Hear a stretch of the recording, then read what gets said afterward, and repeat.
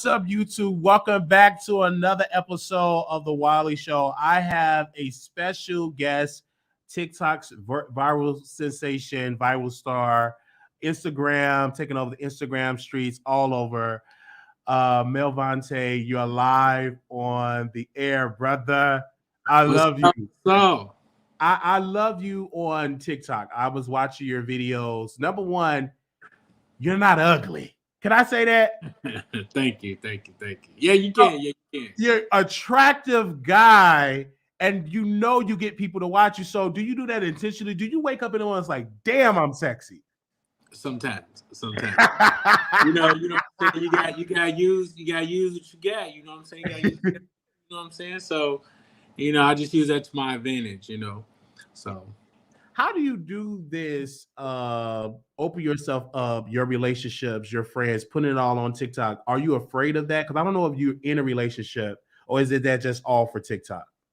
No, so I'm actually in a relationship. Okay. As far as me putting it on Instagram, like that's what the people they like, to get into like my personal life. So I don't mind doing it. I feel like I've been kind of open, like, as far as like my personal life for a very long time. And that's how I get like people to engage with me because, I'm just like a regular guy, just like everybody else, and I'm just out here trying to get it also like everybody else, you know what I'm saying? Yes. So when they see that, what I'm saying, I'm very humble, you know what I'm saying? They see that and they, they tune in. So, Do you feel like when you when I look at your TikTok, you have 55,000 followers. Okay, yeah. Almost at 60,000. And I'm looking at your, one of the videos that you did, like your shirt is off, body, everything. Mm-hmm. I was having a conversation with somebody that is plus size. I'm obese. And I had to summons all the obese people in the meeting. I don't see it, but okay. That do content. My doctor said I was obese. So, yeah. but I've said when you work on your body and that brings more followers. A lot of people don't know that, but when you have a body, people will follow you. Now it is a lane for big people as well, but let's be clear, especially when you are a man and you have a body that brings followers to you. And not only that, you're entertaining in your TikTok. It's not dry, it's not forced. I want to know, how do you come up with your concept? Do you like sit down and be like, okay, or is it just be like, whatever popping or trendy I'm going to do? Like what goes in your mind to make you say, oh, this would be a good TikTok video? So it's a little bit of that. Hold on, I'm reading the comments. Let me address this real quick. So go ahead. A lot of people, I'm looking at the comments, a lot of people asking who I am. So let me give y'all a proper introduction. So my name is Melvante. I don't know if y'all know me or not. So basically how I really got my name. So way back when on Instagram, I was known for like my body, being sexy. I was like a sex symbol for Instagram. Slowly I tried to convert that into something like more positive, and I started me a clothing line. I don't know if you guys ever seen Stay Ahead. So tag on it. Stairheadcollections.com. So I actually have a clothing line, and I've been doing tremendously well. I have a store in Louisville, Kentucky, and we're known for our red carpet. Now, as far as like the TikToks, we've always doing TikToks in the store. We done went viral a couple times, and I've also auditioned for Bad Boys Houston. So I don't know if y'all ever got a chance to see that, but I was on the auditions for that. So a lot of people know me from that. And I mean, for the people that don't know, I guess they're gonna have to find out, huh?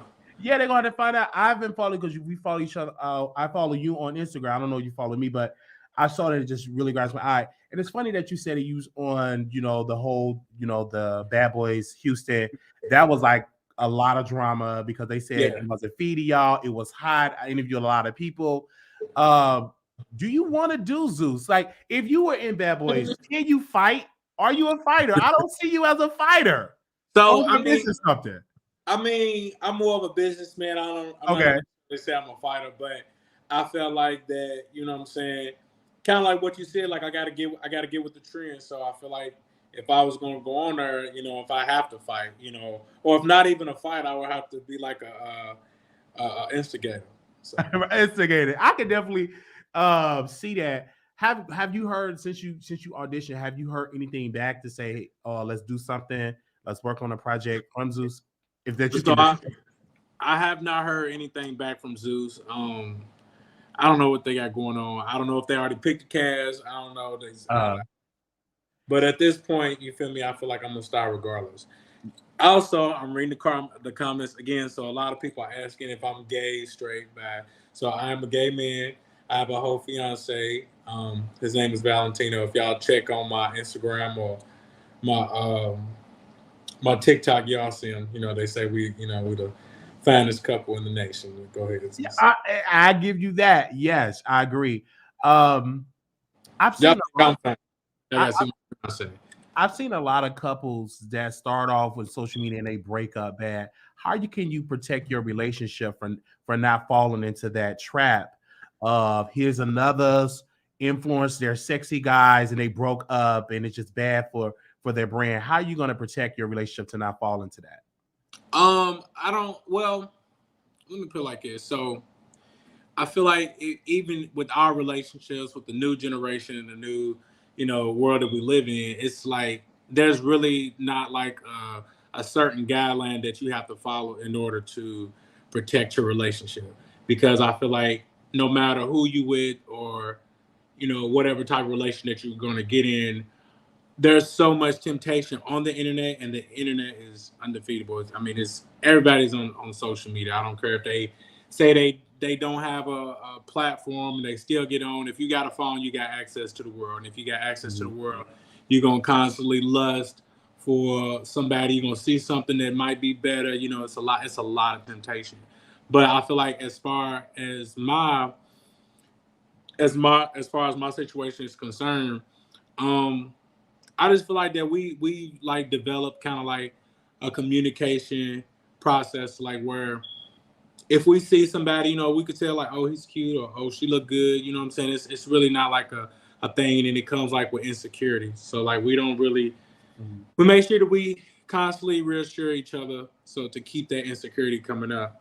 And then also too, I mean, shit, I feel like I'm the baddest thing walking. So I feel like as long as I got that mindset, I mean, if you happen to find somebody else, I'm just gonna be even better. I can only be the best version of myself, and shit. I agree on that. Now, I've seen a lot of people say, I'm on TikTok, but I'm not making money. Do you make money on TikTok, or you're not motivated by money? Like, or do you want to make money? So how's that going on the business side with you on TikTok when the payment concern? Okay, so as far I guess as far as like posting content on TikTok, no, they pay me pennies. But like as far as like using TikTok to promote my business, yeah. So like I've made TikTok videos, I went viral. I've had people order from my website because of video that they seen. I've even had people drive hours to come to my store because they see it on TikTok. You know what I'm saying? So like my store was like a monument. But in that instance, now I feel like the influencers or the creators that are making these thousands of dollars off TikTok, they got to be doing some crazy, crazy, crazy views. I feel like Instagram pay more than TikTok, and they say Facebook pay more than Instagram, but I haven't went viral on Facebook yet. Yeah. So. Yeah, and when I look at it, in your designs, and of course, I'm gonna buy some stuff off your site as well. I want to ask you, when it comes to you getting married and all of those things, did you get any pushback from your family? Be like, I'm not with this gay marriage. Marriage is between a man and woman, or no, or was they receiving like, okay, we embrace this, we love you, and we love our future son-in-law? Okay, so I'm gonna put it like this, and so my family, I've kind of like set the tone. You know what I'm saying? Because I feel like that I'm a very likable person, and when I came out to my family, they was a little like, you know what I'm saying? But because of like who I am, and because like I'm successful, and I'm kind of like comfortable with myself, and I give off good vibes, it's kind of like people like okay with it. I don't really know how to explain it, but you feel me? It's like it's really kind of like if Melvante's cool with it, I'm cool with it. Okay, that's what's up. That's kind of how they react. So what when you do the whole TikTok your business, do you see yourself getting into, because what I see how you doing is acting. I see you in movies. You could do comedy, drama, all type of stuff, and reality show is great. So, but do you see yourself getting in Hollywood, making that next step to transition from being a social media person, actually getting into the mainstream and getting into acting or a movie or a sitcom, or any of those things? So that's a really good question. I mean, if I got the opportunity to be an actor, I really feel like that would be something like my passion because I'm funny, I'm giddy, I like to, just act, you know what I'm saying? Mhm. At any given time, I'm whatever I'm feeling, that's how I'm gonna be. But as far as like trying to like get into Hollywood and all that, I don't really know how to go, or even get into that field. Like I'm guessing everybody's dream, they want to act, they hoping Tyler Perry gonna hit them up. You know Mhm. what I'm saying? So as far as Tyler Perry hit me up, if he don't hit me up, the next thing I know to do would just be I guess like trying to go to LA and do casting calls, but that's just like that's kind of like a gamble. And then it's levels to that. So I haven't really figured out the remedy on how to do that. But if the opportunity comes, then There we're gonna you take have it. I it. gotta Yeah, ask. I always ask people that both parties is attractive. Obviously, you're popular. How do you handle the energy when you step into a club? When you step into a club, I don't know. I've never been to a club with you. You did. People are gonna come up to you, and the people want to try you. To be with you. So I how do mean, you protect that? Like, because you must have to have a strong. Both of y'all got to be strong minded and not be a jealous hearted. Because obviously you're gonna get attention because you have a lot of followers on TikTok and you're probably known in your area. So how do you handle that all that attention to keep your relationship on lock? oh my Jesus. So I mean, as far as that, I mean, I've walked into several clubs and when I mean, even with my fiance, we don't walk in together and they looking like, damn, y'all look good. And, we hold like, we in a relationship, we together, we gay. Uh-huh. They don't give up. They don't care. They say they'll still. As a matter of fact, it's crazy because it's like they be more interested because we are, and they be like more. It's like I don't know if you ever heard of a kind of like a guy trying to turn out a straight guy, like a Mhm. gay guy trying to turn out a straight guy. It's Mhm. almost the equivalent. Like it's like a thrill to a woman to feel like she can turn out a gay guy because gay guys don't like women. So a woman is I feel like her self esteem and her everything is gonna go up, and she's like, oh, I can make this nigga not like me, like me. You know what I'm saying? Mhm. So they be on a mission. But as far Because as like, it's a thrill. Like when you're in a relationship or you're married, it's a certain type of attraction. And let's be clear. I've dealt with a lot of married men that were well, they're not heterosexual, but they down low. But it was a sexiness. I liked it. I'm like, oh my God, do your wife suck your dick like this? I would say these type of things to turn them on. And that made me attractive. And I had a roommate and he had a boyfriend, and I just wanted to destroy their relationship. And that pretty much did. But then now they're broken up. I don't see, he's not attractive anymore to me anymore because the fantasy, it's gone. I'm gonna touch bases on that. So hold on, I'm reading these comments just really quick. Now, ladies, I didn't say all ladies, but most ladies. But most, I guess, a better way to put it is human nature. We all want something that we can't have.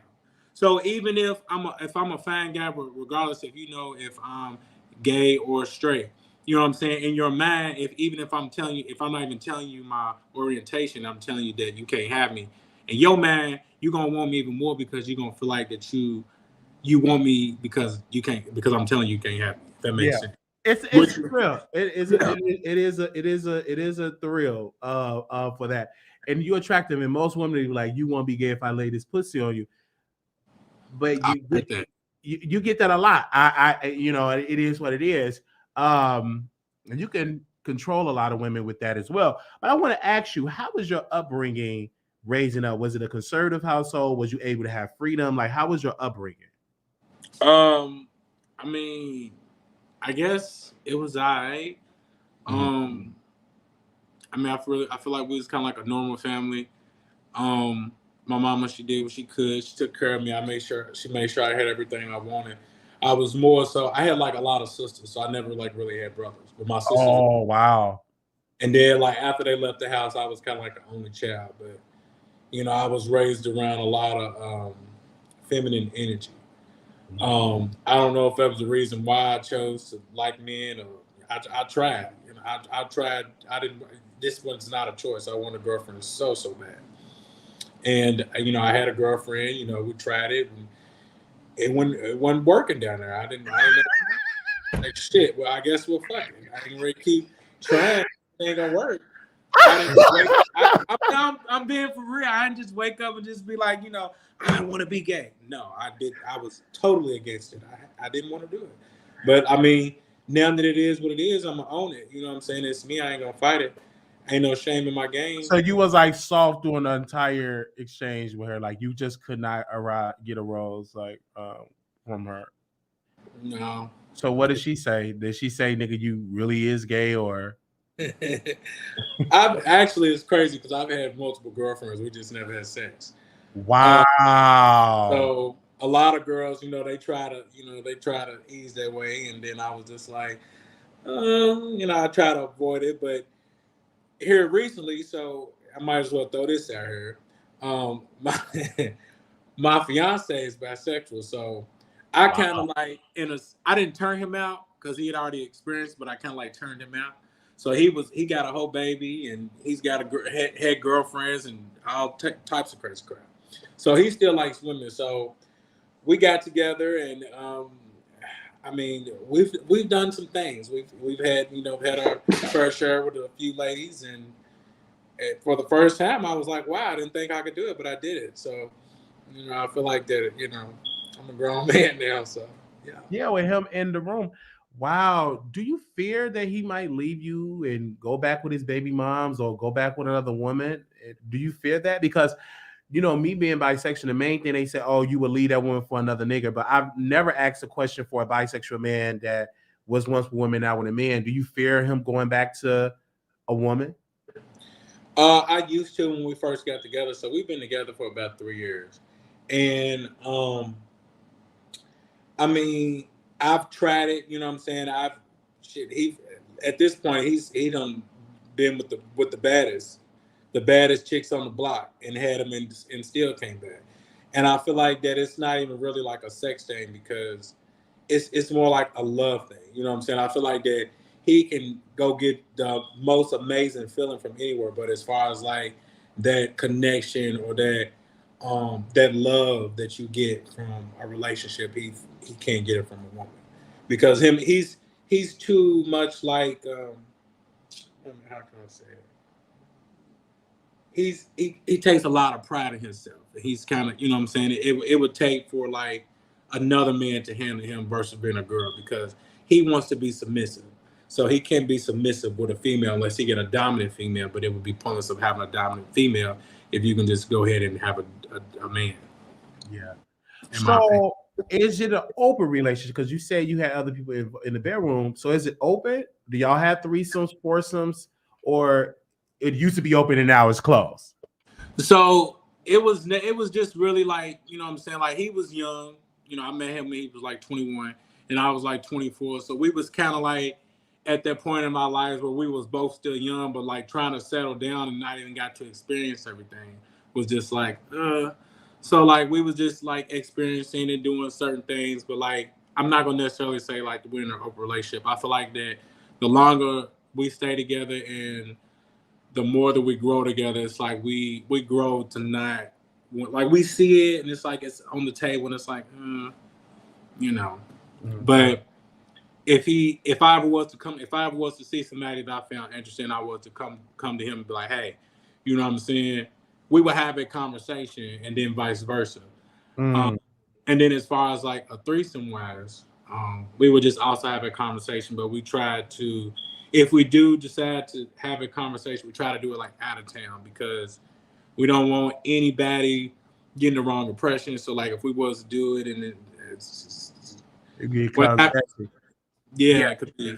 Yeah. What haven't I want to know? I don't know if you thought about this OnlyFans. Oh my God. And I predict that if you and your man were to start one, you all can probably make 6 figures a month, plus more.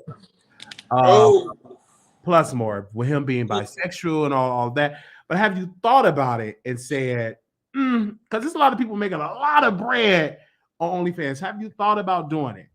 So, so actually, he made an OnlyFans, right? So Wow. I was kind of like let him be like the test, to see like how it would turn out. But of course, the people wanted to see me because I've got like the bigger platform. I feel like I could, you know what I'm saying, because I'm known for selling sex, but I just feel like that. I don't know. I just feel like I feel like it's just like that's like my last option. You know what I'm saying? I feel like that. Um, I feel like that I feel like I'm talented. So like just like how you were saying like acting. If I ever was to go in there, I don't want people to know me for seeing me whatever I do behind closed doors. You know what I'm saying? I just That's feel right. like yeah, it's not the best look. You know what I'm saying? But I said if I did it, then that's what I'm gonna have to do, and that's just what I'm gonna be on. It ain't gonna be trying to do that and then dip and dab and trying to be professional because you can't mix sex with it just don't mix right. I'm trying to have a business conversation with somebody, and while we talking about business, and they whole time they talking about trying to fuck me. So like, I mean, but it's like I can't. But it's like I couldn't get mad because I said that's what I set myself up for. You know what I'm saying? So I would just, hey, at this point, I hear you. I hear you. That part just threw me out. You trying to do business, you trying to fuck me. But okay. When I look at you on TikTok, when I look at you and I see you on Instagram, you're very active in responding. And I love the fact when you reach back, you didn't say reach out to my manager, reach out to my team, like all no. these hoops. Like it was immediate, the connection was there. And that's why I said this guy got what it takes to be a star because you treat media well. And it's a lot of people I've seen that do TikTok and they get a lot of followers. Talk to my management team, pay me $3,000. It's like so many of these high expectations, but you do know media is a part because our job, we talk about TikTok people, and in return, more people will subscribe to your product. Have you ever reached out to the Neighborhood Talk or to the Shade Room to repost you on their site? I feel like I have, but I feel like they pick and choose what they want to respond to. I'm looking at the comments. My Instagram, Snapchat, Facebook. Everything is Melvontae, MELVONTAE. That's my username for everything. But they never like wrote me back or they never seemed like interested. So I ain't gonna be trying to clout chase. If y'all hit me up, y'all do. If not, then I'm gonna keep doing what I do best, and y'all end up eventually seeing me sooner or later. So. Oh yes, I got you, man. You definitely are going to be doing it. It's so many gay web series. And my last question: Chasing Dallas, Chasing Atlanta, this show, that show, and you're in Kentucky, correct? Right, Louisville, Kentucky. So it's no reality web series, I think, based out of Kentucky. If so, not one came across my desk yet. But if a show was to come out like Chasing Kentucky or something, would you be interested in doing something like that? You said Chasing Kentucky? Yeah, like an online gay reality show Oh that's my God. on YouTube. Would you do that? Oh, absolutely. So I actually wanted to get in like doing like YouTube and all that stuff like with me and my fiance, but I didn't know how to get into it. Like you gotta have the cameraman, you gotta have somebody follow you. You know what I'm saying? I don't know if it requires like a budget. You know what I'm saying? So hey, But the cheapest way is like get like 1 or 2 cameras and get you a good editor, and put it out there because like y'all have a story, you have a story to tell, like for an idea, because I'm a producer at heart. I think that a good topic is to talk about you and your husband, how y'all, you and your fiance, how y'all met, him being bisexual, having those thought-provoking conversations. You could do some shirtless, you could do some without being shirtless. and that you can drive followers, and then you use that as a vehicle to produce more shows. And one thing I love about YouTube, they pay really nice, and you're educated, you're intelligent, and you're sexy. I mean, the sky's the limit for you, Melvante, as well as your fiance. So you can make a killing off of YouTube, and you just sitting at home and delivering content. And Man, that's your TikTok, your Instagram, everything else. That's why I love YouTube, because you only need 1,000 followers and about 2,000 some watch time hours. You can easily knock that out just like that. And then, like, the sky's the limit, because it is a need of more black gay men that's not just carrying purses and wearing wigs. Like, they need to see more masculine gay men that have a clothing line, but not just being a woman's, carrying her bag and just her stylist, but offering other entities. And you already offer something that's needed in the culture. And I would love to see that from you, brother. So I'm reading the comments again. So I read one comment. So somebody was like, "What am I going to talk about?" So, baby, let me tell you something. I'll just give y'all a summary of what if I had a YouTube channel, what it would consist of, and then you tell me, would you be interested in watching? So imagine a black gay man with a handsome black gay man with another handsome black gay man. We live in this small city in the middle of the Midwest. Mm-hmm. We own a clothing store. He has the OnlyFans. He has a baby mama. Wow. You know what I'm saying? I'm a whole business owner. I've got a clothing line. I'm trying to run a store. We're trying to be together. We're also trying to go out of town and be just ourselves, and and then just being us and trying to stay out of temptation. Then we have our feuds now and back again. So I mean, it's just the life. I really feel like my life. I feel like that my life is like, it's interesting as fuck. Sometimes I sit back and be like, you know what? I be getting paid a lot of money. And y'all only got to see my personality. I wish he's out right now, but if he was here and y'all got to see the both of us, y'all would see, like, oh my gosh. Like, yeah. But how long would you say this live was? Oh no, it's wherever time. I don't know your schedule because you booked it busy. Is as long as you want to talk and answer questions. Who do you listen to? Do you listen to rap, gospel? I know you listen to a little gospel. You look like it. But do you listen to rap? Do you listen to R&B? And if so, is it you a Nicki fan, Cardi fan, Ice Spice, Erica Banks, Bia, Trina? So I listen to a little bit of everything. Okay. I like Nicki. Megan's cool. I really like everybody for real. All right. That I just got certain songs that I pick and choose from. I'm not like a big fan of every single person. Like every song they come out with, I'm like, oh, I'm like, okay. It's just some hit or miss. But it's funny that you say this because I have another interesting fact. So also I sang. Wow. And I thought about being a singer before I started making clothes. So yeah. I know the comments. I'm waiting for somebody like, let's sing something. Oh shit. I'm gonna sing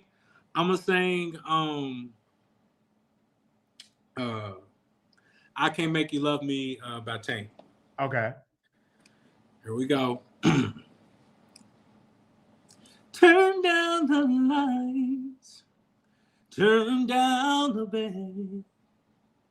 Turn down these voices inside my head. Lay down with me and tell me no lies. Just hold me close and don't patronize. Don't patronize.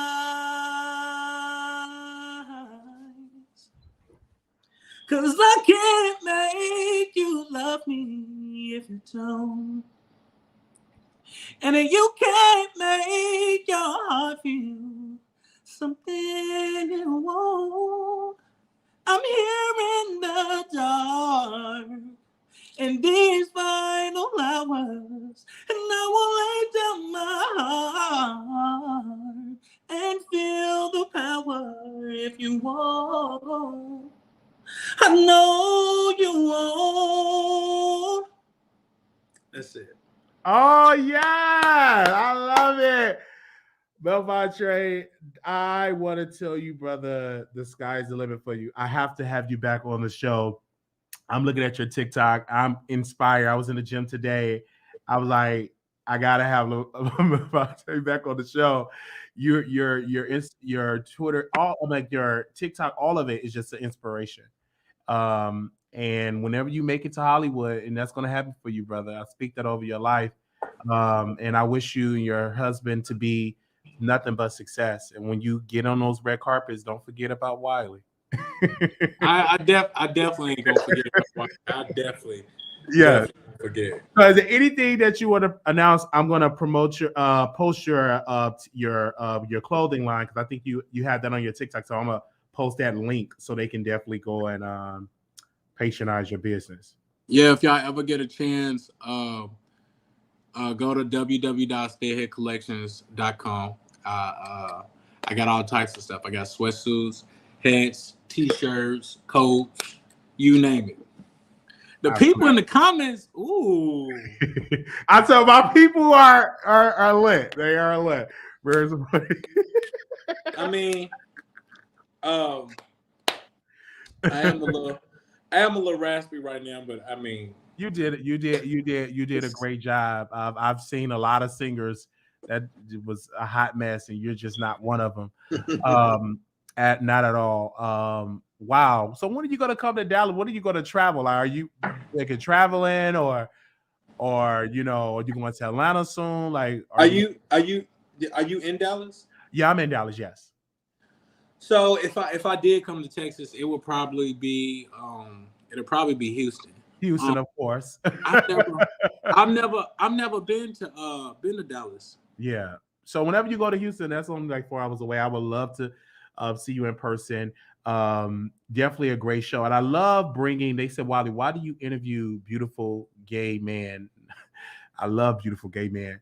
And I think that I love bringing people from different backgrounds on the show with predominantly Black women that follow us, because that's part of my journey. I'm a bisexual man. I love talking about gay topics. I love talking about trans topic, whatever topic. And when I saw you on Instagram, I was like, oh, I would love to ask that brother some questions. And you didn't run away from any of the questions. And I love that you answered each question. You're not stuck up. Good guy, mellow, laid back. But once you open up, you get to talking, you let it out. And I love that about you. And I didn't see you in any mess. I was looking for some dirt. I couldn't find it. So, I was searching around, couldn't find it.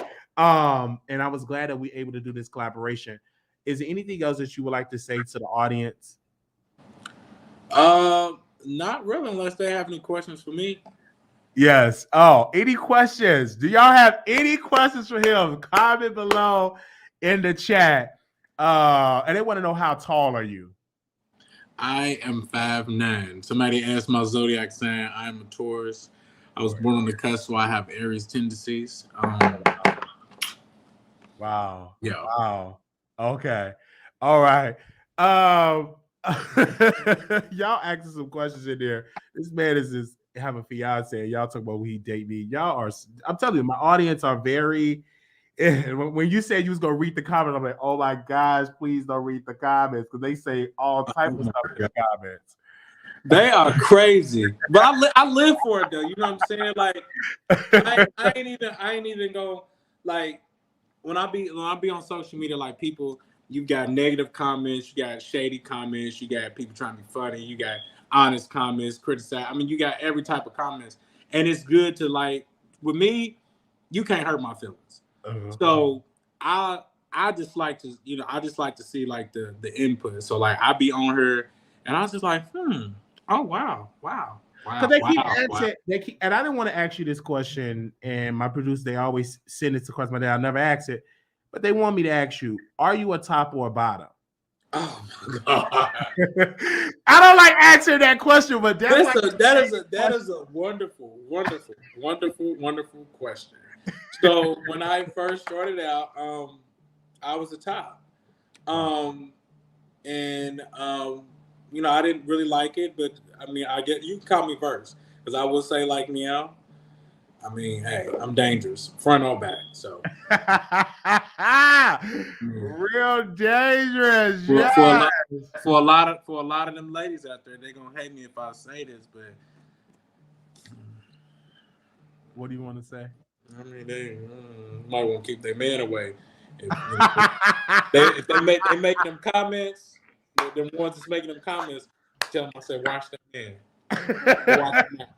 watch your mouth or watch your man. Which one? Wow, you gonna have them hot and bothered and they us with that statement. No, I'm just playing. I ain't gonna do it.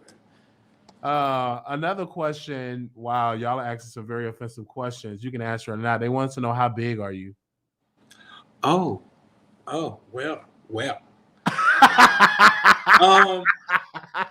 So I've never really like measured myself, but I wish I had something I could probably give you like an idea. So I got a little curve. I'm more longer than I am girthy. See, like my fiance, his is like very, very girthy. So he's gonna split you open just about in penetration. He's gonna split you open. But as far as lengthwise,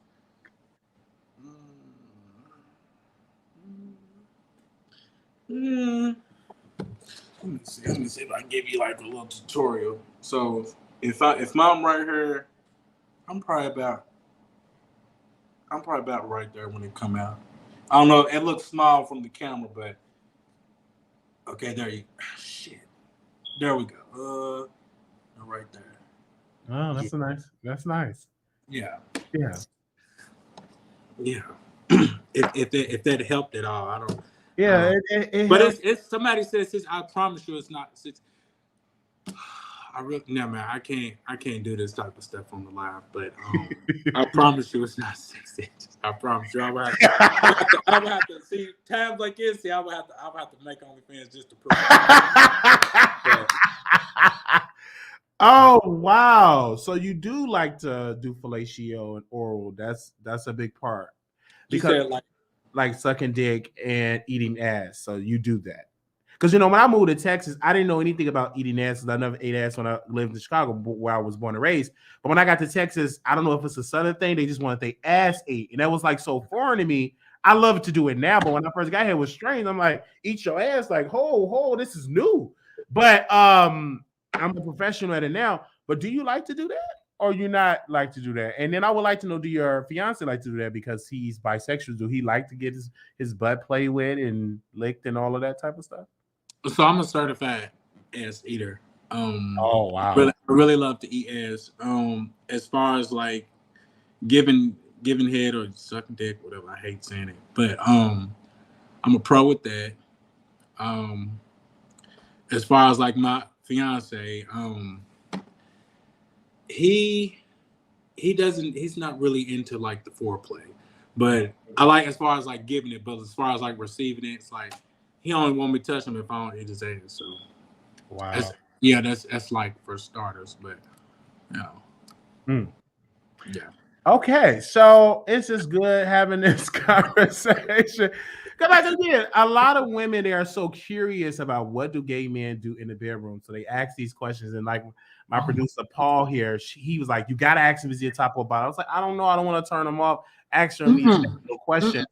And all right, I feel like that's the first question. Like when you see like if you see, well, let's just put like this: gay men, they come in different. I feel like genres. You got one that's like masculine. You got some that they call a trade, like and mostly it's really just a trade. The niggas that you can't tell that's gay or not. And even to me, like when I see a hood nigga, I'm just like, you gay? Do you like you want to get fucked or you want to, you know what I'm saying? But most of the time, ladies, most of the time they be bottoms, and I'm gonna tell you why. Because they first of all they want a different type of feeling. That's for the first thing, and then for the second thing, they want to be submissive. So men are naturally supposed to be dominant, and then some men are just like they want to be submissive. So they want another nigga to dominate them. So they get a thrill out of just that part, you know. So that's true. So have so you ever been with a DL, man? The tray, as they call it, or let me ask you what a DL. Have you ever been with a guy that was DL? absolutely. And then to be honest, if a nigga ain't gay, he gonna go for the right price. I don't give a fuck when they talking about, oh man, I don't. If you ever heard of the term gay for pay, niggas is going. I'm telling you, niggas got whole wives, girlfriends, and as far as like at this point, if somebody's pretty, they pretty. It don't give a fuck if they man, woman, trans, dog, cat. If a motherfucker's pretty, they pretty. They ain't really got a gender on it. So if I'm a nigga and if I'm straight and I see another nigga that's cute, he's cute. The fuck? I probably might not get hard for him, but he's cute. You know what I'm saying? It is what it is. But as far as like, you know what I'm saying, niggas like going that way, a lot of it's just like curiosity too. Like when we was talking earlier and talking about like sex is just being thrown in our generation, it's gay is too. Like when I was younger, kissing guys on TV and niggas all hugged up and all of that was just wasn't normalized. It was just like it was done in the back. Now it's in the front. Everything that you see is gay. It's trans. It's tranny. It's everything is just that's just how it is.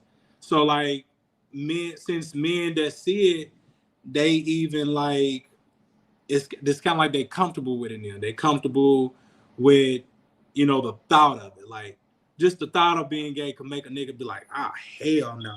But like since it's just everywhere and it's acceptable, niggas like, oh well, you feel me? What's up? You know what I'm saying? Like, you know, like what's the move? So even like when y'all favorite like I seen somebody said all over the internet, y'all favorite straight guys and niggas, they will get online and they will say it. They biggest supporters are gay men. So they'll get online, they be whole straight men bending over, clapping their butt cheeks, putting stuff up. And I'm being serious. That's true. They putting shit up their ass and you know what I'm saying, and twerking and doing all this because they want to attract gay men because they're trying to get paid. They ain't worried about what y'all talk. They trying to get paid and they're gonna do whatever they have to do to get that check. If it means they gotta FaceTime a nigga, get a sugar daddy, shake their ass, stick something up their ass, whatever the case be, I'm telling you they're gonna do it. They're trying to get a check. I agree because I follow someone. I paid $30 a month to watch his OnlyFans, and he's a straight man. He fucks his wife on camera. She puts stuff up his ass, whipped cream, et cetera, et cetera. And majority of his fan base is black, gay, just gay people. And he is heterosexual. He got a family, everything. So I agree with you on that. And that's a very lucrative business because it's a big sector of gay men that lust after straight men. And if you cater towards that base, that's a gold mine. So you're not lying about that. And like I said, I paid $30 faithfully every month to his OnlyFans. Him fucking his wife, and then he looking in the camera. Oh, he really looking at me. And anything that man need, if I buy his merchandise, which I have done, and he's going to be on the show. But I'm a huge supporter of him. He's acting and everything. Hey Wiley, you want to go to my website? I got some stuff to say. Okay, I'm gonna go to your. I'm most definitely gonna go to your website. And you know, I love supporting. You said I love support. Like that's one of my weaknesses is sexy men. One of my weaknesses. So, but yeah. So hopefully, I can't wait. I'm gonna go on your website tonight. Thank you so much for coming on. I don't see you staying in Kentucky like forever. I see you either like Atlanta, New York, or California. I see you somewhere else. I don't see you. Okay, so Wiley, don't end the conversation just yet. Go ahead. No, go ahead. My fiance, he's gonna come. I really want y'all to. The fiance is gonna come. What do you want to move? Like, do you want to stay in Kentucky? Because like when I think of Kentucky, and this is very ignorant, I don't see black people. I just all see just white people.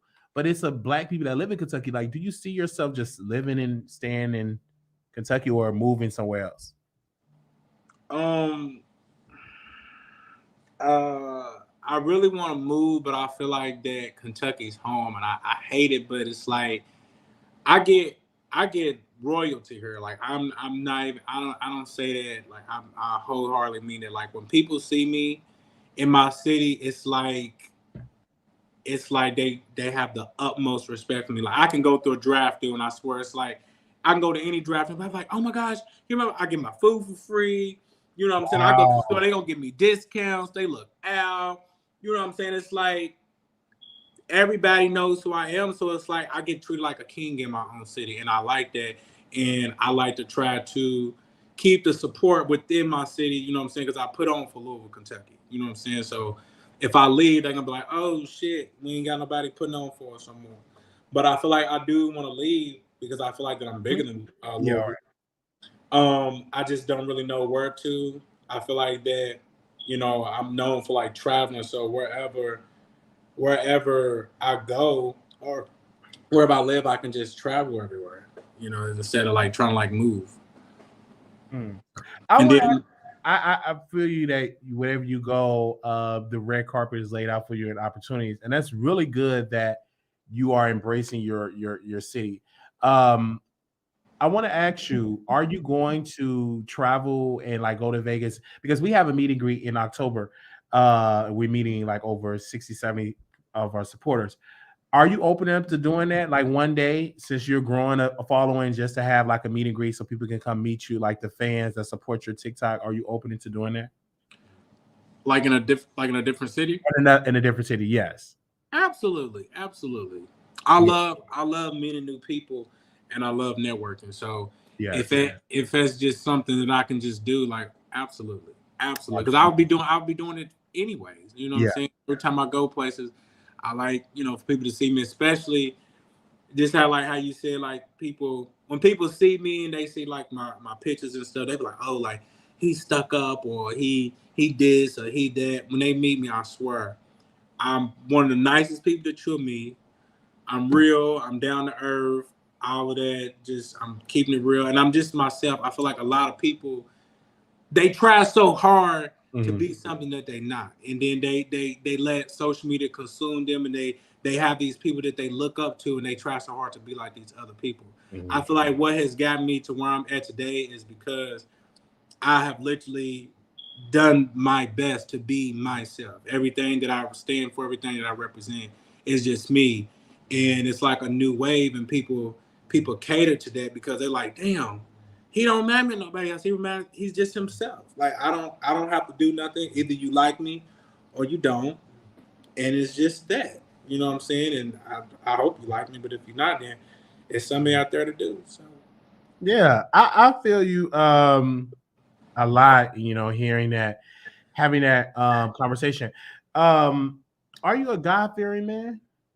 yes, I try to go to church every Sunday. I went to church last Sunday and the Sunday before that, but I really feel like that even to where I'm at, nothing would be possible without God.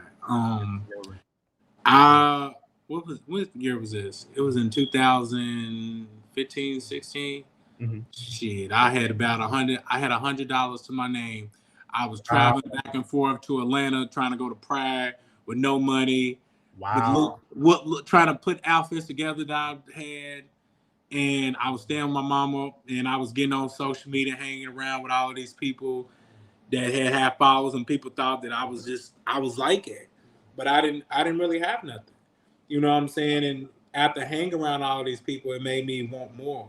So I just put my mind together and I started like focusing, and I just got on my shit, and I just started working, and I put all of the other stuff to the side, and I put God first, and I got to where My I'm at. God. Yeah, absolutely. A lot of people think just because you're attractive and have you have popularity that you have it all together financially and other things. I've seen people, no longer with us because they fall under pressure. How do you keep your mental health in order? as far as on that tip, we all let her struggling. I don't give a fuck what they say. What they say, more money, more problems. I don't give a fuck. I made last 2022. I did over $500,000. So with that, do I have $500,000? Hell to the no. I mean, when you people post that like, oh my gosh, look, my business is up, all that, blah blah blah blah blah. I made all this money, and I'm looking, and I'm like, where the fuck is this money going? And in my mind, I still feel like I'm broke. Mm-hmm. Like, I'm like, it looked good, but it ain't good. And I feel like the more money that you make, you use constant steal money. Gotta pay money. The money that I was making, I had to put back into my business. I'm paying rent for the store. I gotta pay my car payment. I gotta pay my rent. You know what I'm saying? And then you know what I'm saying? I'm depending on one income, which is my store. So I'm taking care of myself in my home and everything. So no, hell no. No. I feel you on that. And it's good. It's not, I think people say, "Oh, he's stunned, he bragging." No, you just talking about your success, and there's nothing wrong with that. Do you see yourself, expanding your brand, like to on a more international level? Because I see it as more like on the United States. Do you see yourself taking it further for your brand and say, "Okay, let's branch off to London, let's branch off to other markets"? The reason why I asked that because you already having success here. Have you ever thought about building that momentum on the international side?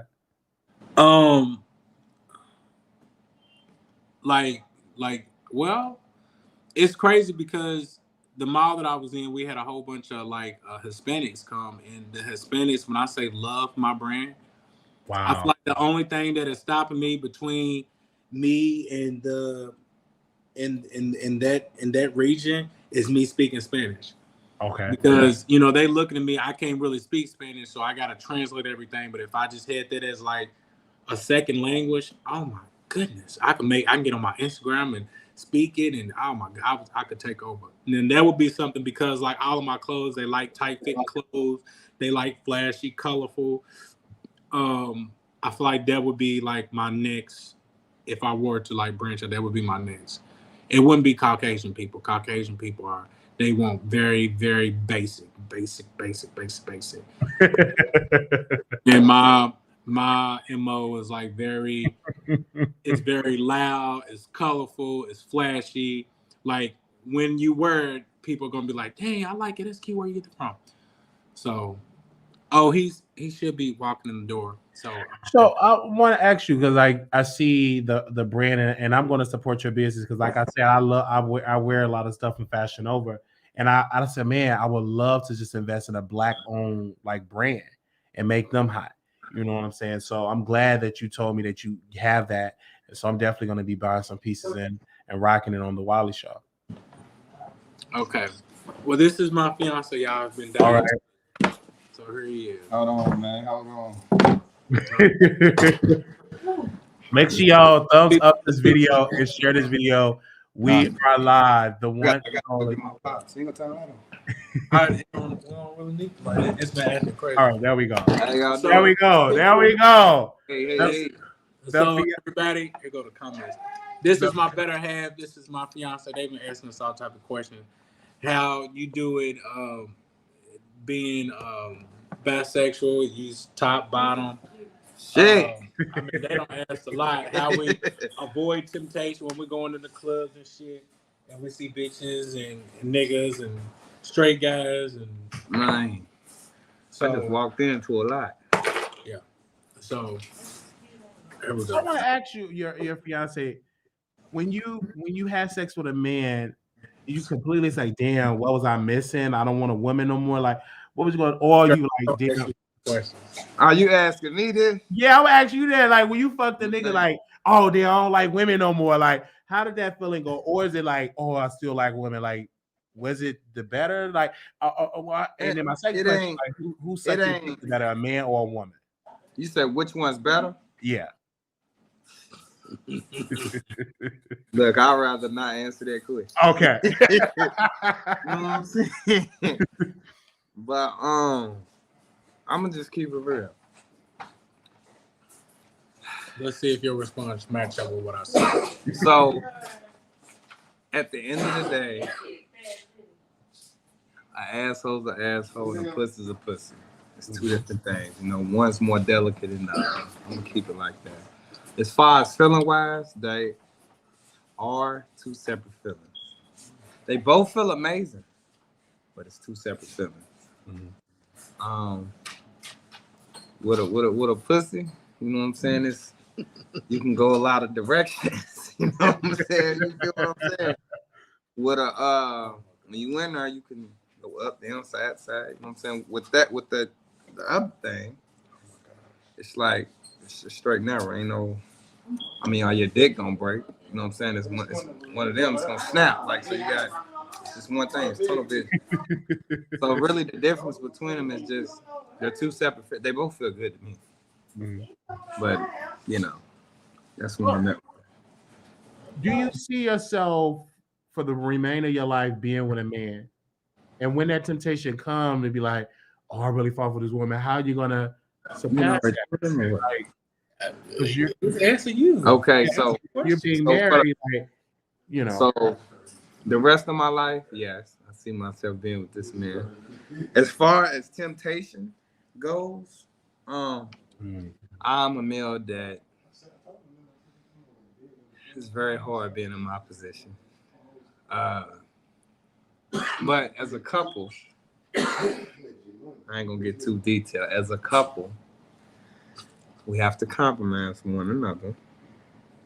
Sometimes, you know, it's not like a regular normalized thing, but sometimes, like, it's better to get things out of the way than to just let them build up, you know? Because as a build up, it gets stronger and stronger and stronger when you can just eliminate it. Like, okay, here, I understand this. You was like this before I met you. This ain't nothing new. I chose to accept this. So we're gonna work through it together. We've been together 3 years, and you know it's kind of rocky. Yeah, that's good. He said something about your OnlyFans. Like, are you active on OnlyFans or you just creator? Man, I feel good right now. I guess because I'm in the hot seat, but I don't mind talking because I'm a talker anyways. Okay. So, Daddy, I'm ready to get y'all together. Give me 1 second. So, I'm reading the comments. What they said? He's trying to best not to offend his man. Don't read them. Just my bad. Yeah. But no, I'm keeping it raw. I'm gonna give it raw. Y'all ask for it, give it to y'all. I ain't gonna sugarcoat nothing. I'm gonna keep it real. As far as my OnlyFans, I ain't active on there. I made my little money off of it, but I ain't got the same drive that I had in the beginning. It was something new, it was something trending. Mm-hmm. I ain't got the same drive for it like I used to no more. So, yeah. Absolutely. So, on your wedding day, do you know, like, do y'all have a date, or is it y'all still in the planning stages? So, as far as that, like, that's gonna be lavish. Okay. But as far as that, like, you know, I want to wait until, you know, we sat over here financially, but I want to be set, like, to a point to where I ain't got to worry about nothing. I feel like that's a smart thing to do before even thinking about or rethinking about marriage. I don't feel like you should get married and y'all not where y'all want to be at. I feel like we should be where we want to be at first. Absolutely. Make that proposal so that way everything's set in stone. I would ask you, because you are a father, correct? Yeah. How is it, you know, you're marrying a man? How are you going to explain that to your child? Because many people say it's going to bring confusion for the child, et cetera, et cetera. So, have you sat down to have that conversation? So my daughter is 2 years old, but she's by far not dumb at all. She's very advanced mentally up here, and it scares me sometimes. Like, for real, it really does. It really does scare me sometimes. I feel like that she already kind of understands what's going on. Okay. As far as that, now her mother. Oh my God. I have to be very jealous because her mother gives. I'm gonna tell you. I'm gonna break it down. I'm gonna give y'all the raw. Her mother is a person that I, of course, used to be with, and I'm no longer with her. and we had our ups and downs in that little rocky boat that we was in. And now it's like she's viewing me, and I'm this happy person, and I'm buying this, buying that, doing it. I didn't do none of that for her. Like, I'm doing all this shit for her, and I invite her over to my house and stuff, and then everything will be cool. But it's always in the back of her mind, I feel like that she would always be, like, resent me and be jealous of me because I gave her a child, which is something that we both wanted at the time. And it's like, okay, I mentally can get rid of you, but I can never get rid of you because you're always in front of me. My child is a spitting image. It's like I spat her out like that's me. Like, literally. Wow. Like, literally, like, that is me. So she could cut me out of picture completely. My daughter knows my music. I'm a rapper too, also. You know what I'm saying? Rapper. You know what I'm saying? Self-made Tino. I'm gonna have to get your stuff on iTunes. All right. Yeah, you know what I'm saying? Self-made Tino, y'all see it. They asked me if I was a top or bottom. How do you? Hey! Look, we hold on 1 second. But her dad, can y'all give me 1 second? Go ahead. Let me situate my company real quick. All right. So wow. Oh wow, we have a lot. Y'all definitely have a lot of questions for him. You were right. Your fiance don't mind asking questions. Once he get to talk, he get to talk. I think that's incredible. Make sure y'all share the live, and this is a real good conversation. I wasn't expecting it, but it has definitely got interesting. Yeah, I told you it was definitely going to get much interesting when he came. Yes. Now, matter of fact, honestly, when we were speaking earlier, and I was telling y'all, they said if we had a show. Now you see how interesting. If we had a YouTube show, how interesting it would be. Very interesting. I bet y'all tune in and watch. Like, absolutely. What the fuck? And we are still like. It's a lot. It's a lot of components with that, you know. I mean, then you got his mama, and then you got, you know, because his mama, she. Hold on, I'm gonna get to that. Yeah, she don't really care for it, and she be acting crazy. Okay. So then we got to deal with that, and then she don't cuss me out one time. I mean, it's be all over the place. You have to deal with a lot of pressure because you're replacing the girlfriend, the woman, and you got to deal with a lot of flack. And how do you deal with that pressure to keep going? Like, you talking about like I mean, well, I feel like it's driven by love. Like, I mean, it's just. I mean, I ain't forcing him to do nothing he don't want to do at this point. Right. So you didn't snatch him away from his baby mama. He wanted to be with me. All right. LaVal, you want to come and testify to that? Yeah. Hold on. Give me a second. All right. Okay. I'll let him testify to that. You know, this is. I was cool with being a single boss. Oh, okay. Okay. But you know, I just happened to meet him. What? What? We live, y'all. Right.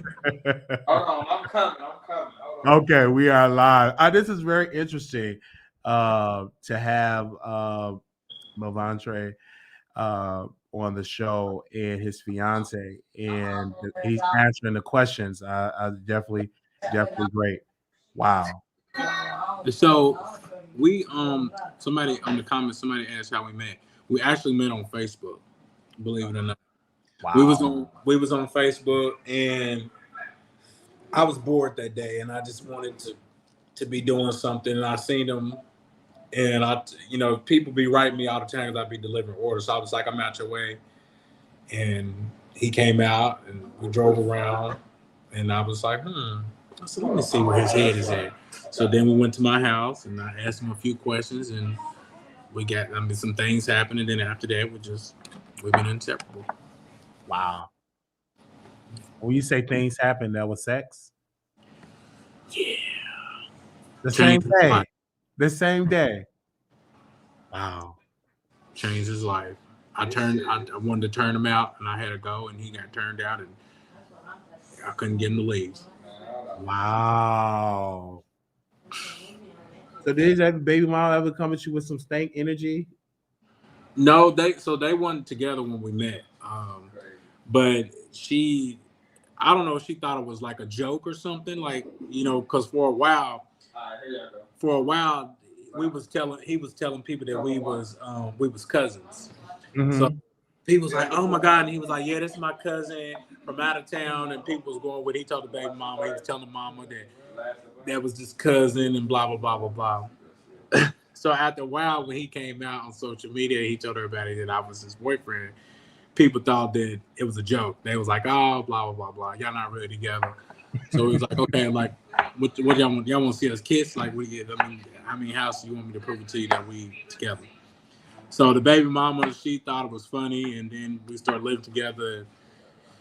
And I guess she kind of felt weird about it, but it took her a while to adjust to it. At first, she was on the lines of she didn't want to let him see the baby, because he was gay and all this, and she was with a man and all this crazy crap. And about a year and a half ago, we kind of did some things. We kind of did some things as a together. All right, look. The three of us. So we've all kind of like had like a little bond. But she still knows her boundaries, but we did participate in some things that we can't take back. We ain't gonna talk about that. Wow. Okay. This is good TV. So I want you to talk about the part about the. Man, what's wrong with this camera, bro? It's that right there.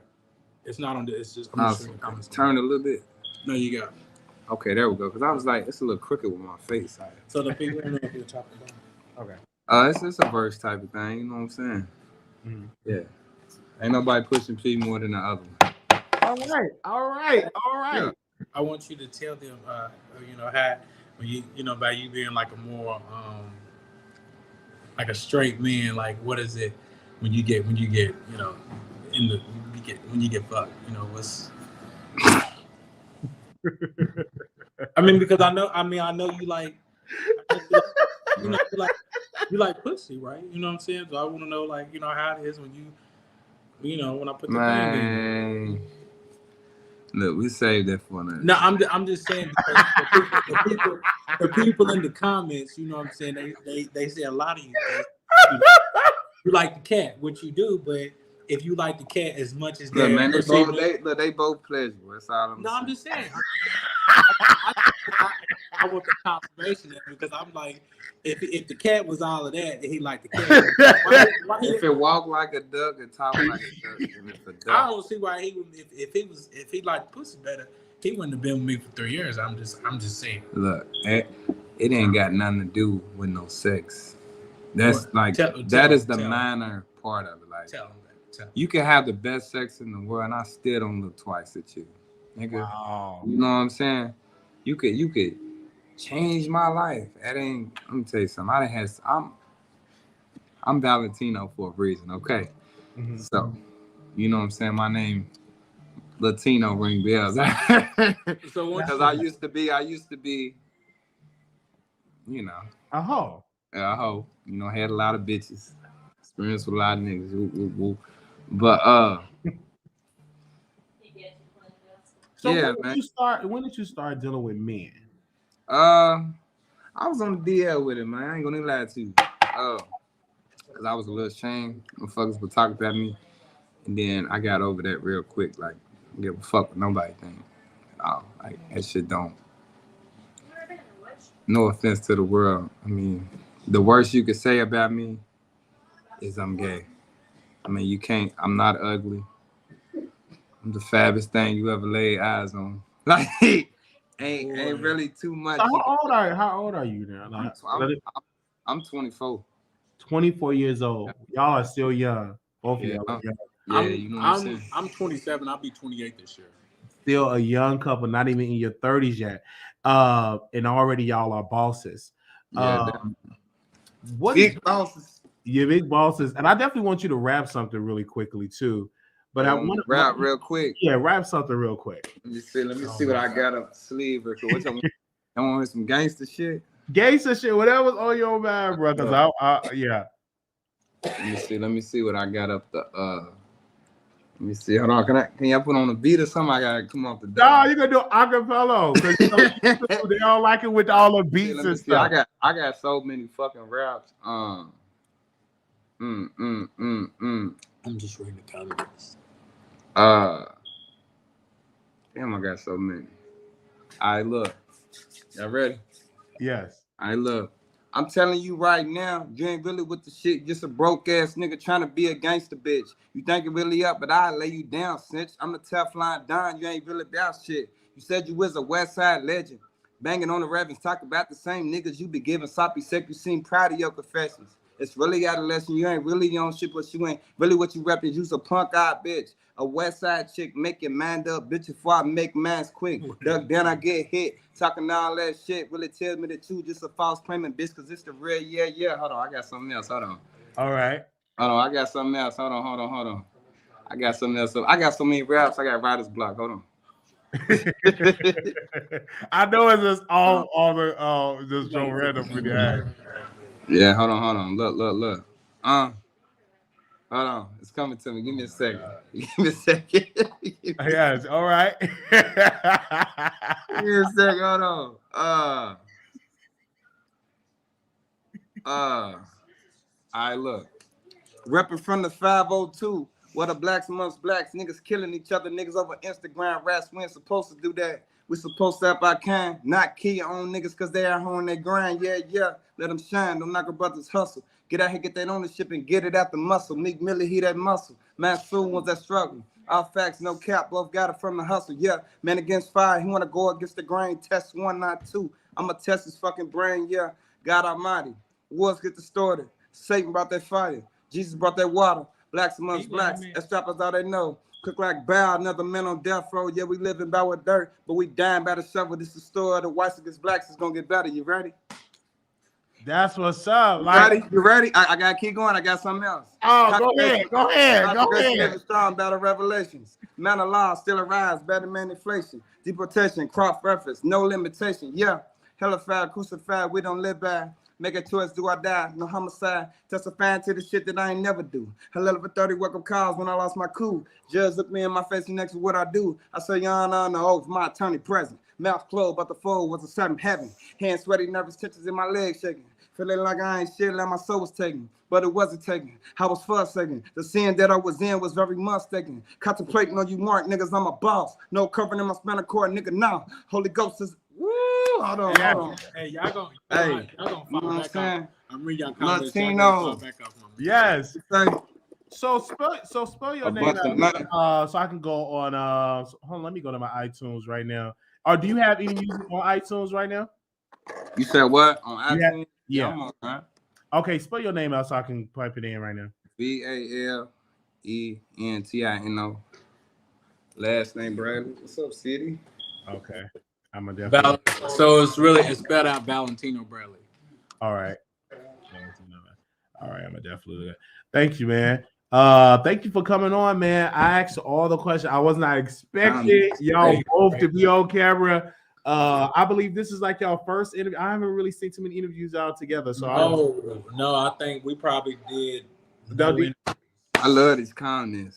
Yeah, the comments are lit. We are hour in. You just got her, so you think about it. Man, they was asking. I love it, dude. I asked you about the reality show. Would you be interested in doing something like that? Doing like a web series or doing television? Because I know you do music, you rap.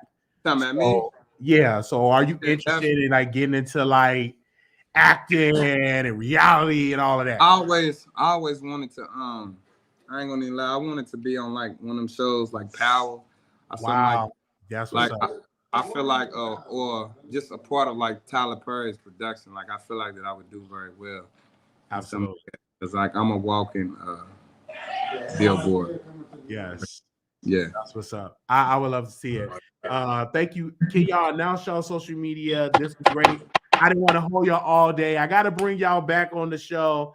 I wish y'all nothing but the best. I know y'all gonna get married soon, so I wish Facts, you man. success, man.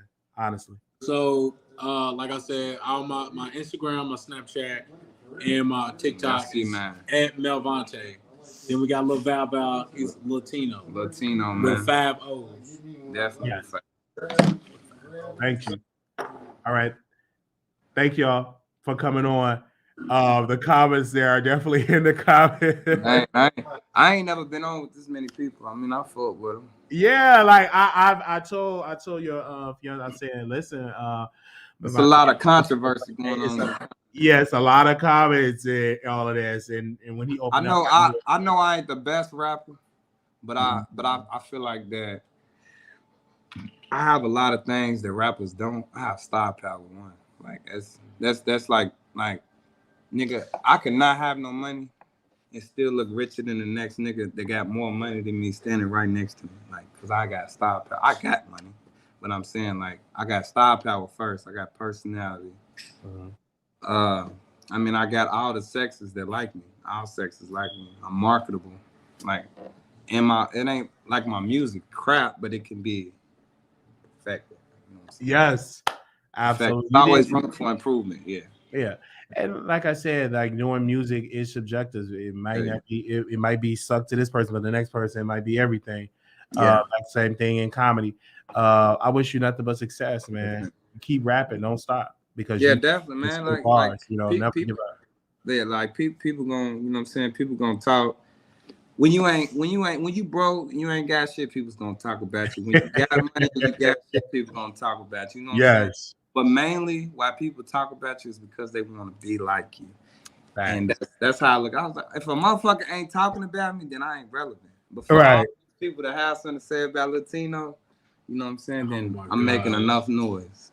But it means that I ain't making enough noise. You get what I mean? So, yeah. I agree. So I gotta keep them interested. You know what I'm saying? Yeah. Person always curious to say something. Like they got something like, what? Why he doing that? What's up with that? Why does he do that? Why? Who? Like they want to. I'm an interesting type of person that they want to get to know. So absolutely. Yeah. Thank you, brother. Thank you both for coming on the show. So hold on, one last thing, because I want to touch bases on her. So I heard a lot of people saying, "Oh, he's a star. You're not a star." Let me tell you something. The gag is we're stars together. Yeah. My star and his star together, we make one big star. Absolutely. And that's why we're gonna take over. If we ain't already I'm looking at this show. Give me about 6 months. I'm gonna be on the billboard. Yes, I see it. Like, damn, I remember when I was talking about that nigga, but he number one on the billboard for music. Yes. Bro. Like they're gonna be like, damn, now they won't be my friend. Yes. But about 6 months. 6 strong months. I'm gonna change the game. I'm gonna change the game. Lamor definitely, but times 100. Lamor definitely times 100. Thank y'all so very much for coming on the Wiley Show. Thank y'all. All right, Wiley. Hit me up, and I appreciate this opportunity. But hit me up, say contact, and send me your Instagram, because you said I didn't follow you, so I got. Okay, I see your Instagram after the show. Thank you, brother, and I will be buying some stuff off your website as well. All right, Wiley. Thank you. All right, you guys. Thank you. It was like so good having those brothers on the Wiley Show. Like I said, I search out talent to do the show. We had a straight guy on the show. We had Don Johnson on the show. He was straight. We have another straight guy coming on the show as well. And I cater to a vast majority of my audience. And it was definitely a great conversation. So we will continue to have these conversations. Give me a second. I want to pull up a picture here so we can get into our other topic here, because the interview was supposed to last 30 minutes. I'm glad it lasts an hour and 20 minutes because I'm glad it did that. Give me a second. I want to upload a picture.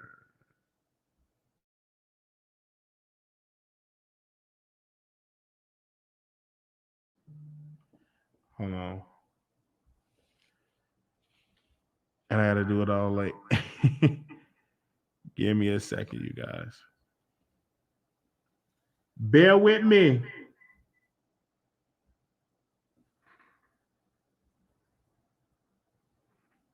Let's see. No, that's not it. Make sure y'all follow them on Instagram.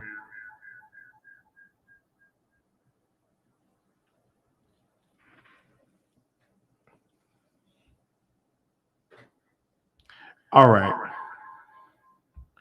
I'm sorry, I had to do two different things. Okay, so yeah, we brought him on the show and we doing stuff. What's good for the show? We are producing a show. Now, I want people to understand we will continue to interview people. I am not going to do a show and just do an episode for 5 minutes into mess. We're going to go after interviews. All right. And we will continue to do so. If you have a story to tell, we will continue to bring you on our show. So when we brought Melvante on the show, I said, "Hey, we're going to bring you on the show," and I didn't know his fiance was going to come on the show. That just made it more interesting in the conversation, and I love that we were able to get into some great things. I love that, and they were spilling some tea about their personal lives. And if you know how to make a guest feel comfortable, they will spill the tea, and I love it. And we will continue to put all of that type of stuff, all of their social media. It's all in the chat. I love it. And I'm about to post his website as well. If y'all are buying his products, go and buy his products. Like I said, I'm going to buy his product as well. And it's all in the chat, you guys. Of course, we're going to restream their interview as a separate video. We've been doing this, okay? So we definitely going to be doing it as well. So thank y'all so very much. Now, we're doing the after show after this video on the members only and Patreon, because we got to talk about how I got it in with a person I have catfished 4 years ago. And I'm going to give you some exclusive stuff in that video, okay? Go in depth in that video. And that's going to be in the after show on the members only and for the Patreon. So immediately following this show, we're going to be live going over there for the members and for the Patreon, okay? That's going to be on the after show. We're done, okay, for today's episodes, okay? I just want to let y'all know. So grab your memberships so you don't miss out on that tea, all right? Okay? All right. All right, let's get to our main topic, our main event. Now, Larry Reid and Bishop Whitehead. Now, we already know we had Mr. Ponder on our show, and we were so aggressive with Mr. Ponder. We later apologized to Mr. Ponder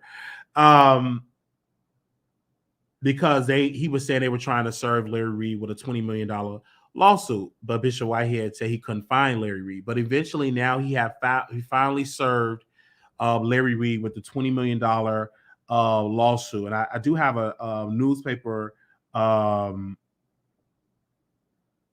that, and I want to make sure that we talk about that because this was like a couple of months back. We have not got our hands on the court documents because it's not in a federal case. I believe this is a state case, so I couldn't find it on the federal site. So once we get hold of the paperwork, I would love to read it. So I got to do a little bit more research to get a hold of the paperwork to read it.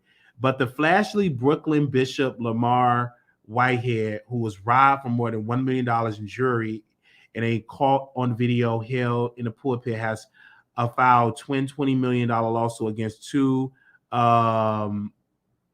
Okay. The separate defendants are YouTuber named Jives with more than 80,000 subscribers and another online personality, Larry Reid. Okay. Both men publicly claimed Whitehead was a scammer, among other things, leading the plaintiff to lose business deals, church members, and incomes, the suit says. Jives, whose full name is, you already know his full name, claimed on his YouTube channel last month that Whitehead is wearing the same jewelry that he got robbed in, according to court documents filed in the Kings County Court on Friday. Oh, the Kings County Court. Okay. Giles also allegedly accused Whitehead of drug dealing, collaborating with Bloods and Crips.